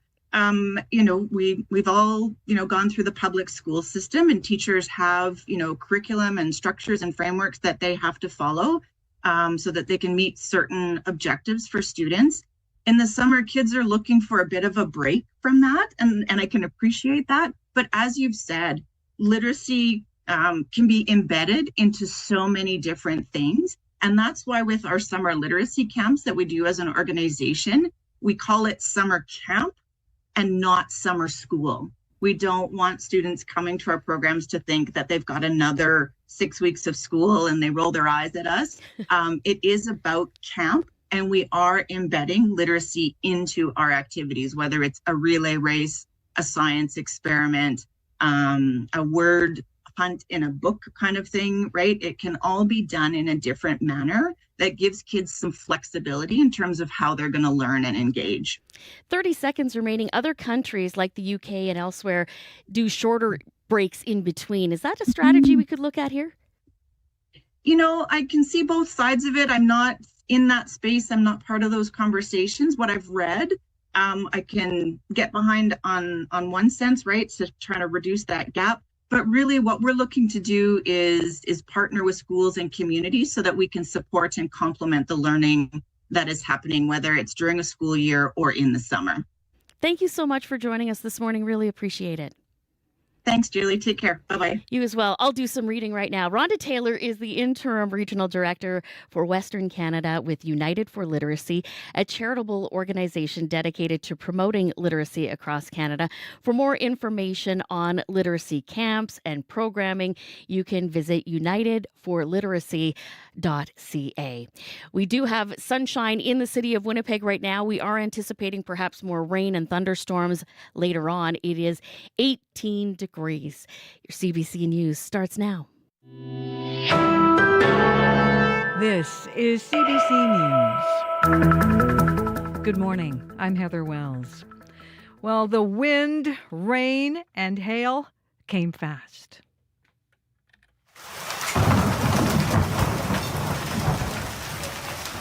It was intense, and the damage left by the storm is still sinking in. This storm stretched from the U.S. up to the Interlake, where some of the heaviest rain fell. CBC reporter Megan Ketchison joins us live with the aftermath of the storm in Stonewall. It's like nothing they've ever seen before in Stonewall. 250 millimeters of rain pouring down. Now, Ryan Murgat has been up early using 5-gallon buckets to try and bail out the knee-deep water in his basement. He says the water started coming in from all directions last night. The whole wall. It collapsed through the wall, the bottom of the wall, and it was just coming in and just shooting down. Like, we tried everything, but there was just too much. You know, in that area, the Interlake School Division is closed today because of flooding. Here in Winnipeg, 117 millimeters of rain was recorded at the Forks. Michael Conker lives in North Kildonan. He saw water and sewage shooting up out of his shower and all over his basement. He called his neighbor to ask what to do. He was walking down to his basement. He goes, "Yeah, I'm going to have a peek at mine." Then he goes, "Oh my God." He goes, "I got water pumping up through my floor as well." And then he just hung up on me. City of Winnipeg tells me their first responders and crews have been busy dealing with 311 calls about flooded catch basins and sewer problems.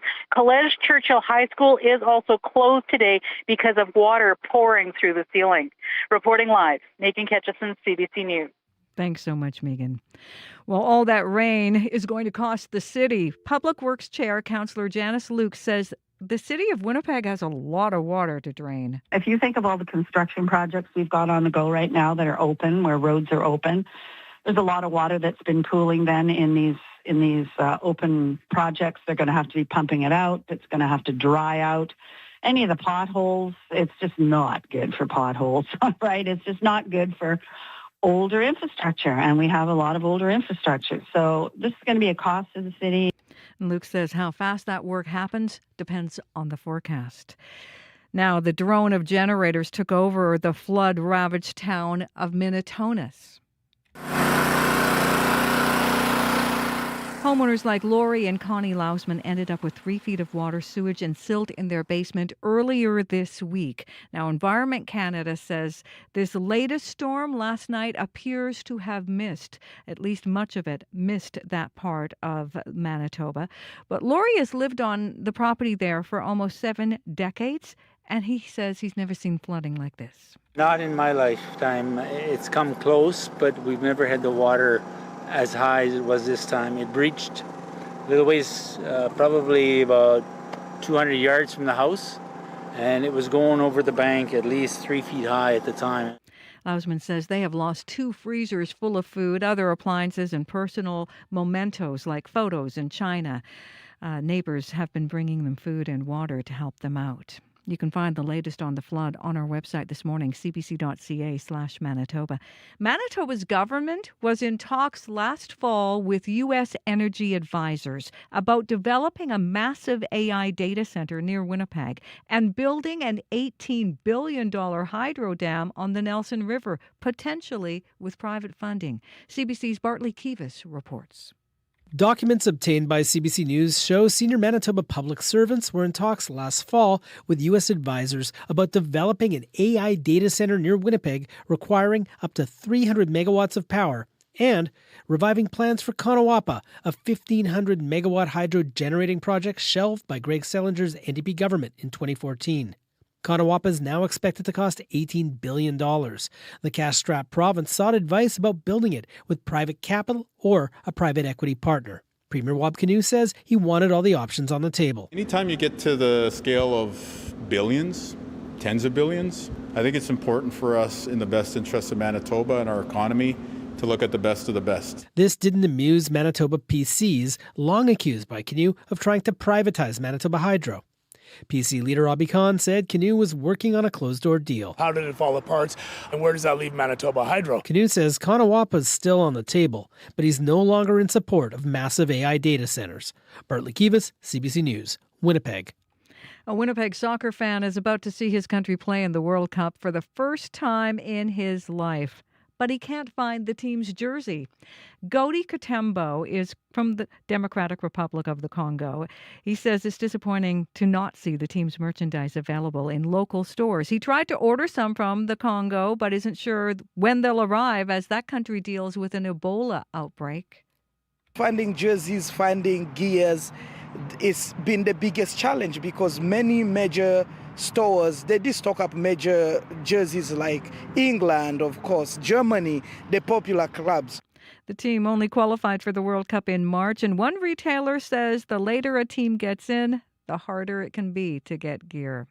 You can find easily some more on news on the floods and the aftermath of the storm, as well as the latest on data centers in Manitoba. Just head to cbc.ca/Manitoba.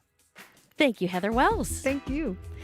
A busy day on the show today, and of course, a very busy commuter line. Show director Sierra Sanders has been tracking all your calls. Yeah, it's been a busy day. Thank you to everyone who has called the commuter line. I really appreciated hearing eyes on the ground, what folks are seeing. But just to note, Highway 7 from Highway 67 to Highway 17 in Toulon is closed. That's due to a washout and a sinkhole about 5 kilometers north of Highway 67 on Highway 7. As well, just keep an eye out for those outages around the city. You'll be seeing a lot of lights that are either flashing or completely out. Abby Adiemi, final look at weather. Well, it's going to be a damp one, and humid conditions will continue across the south while we see rain push into the northern region. The south will see highs close to 25, while the northern region would be around 20 degrees today. Thanks, Abby Adiemi. Sierra Sanders, Darren Morash, Corey Funk. I'm Julie Buckingham. Thank you for being here. The Current is next.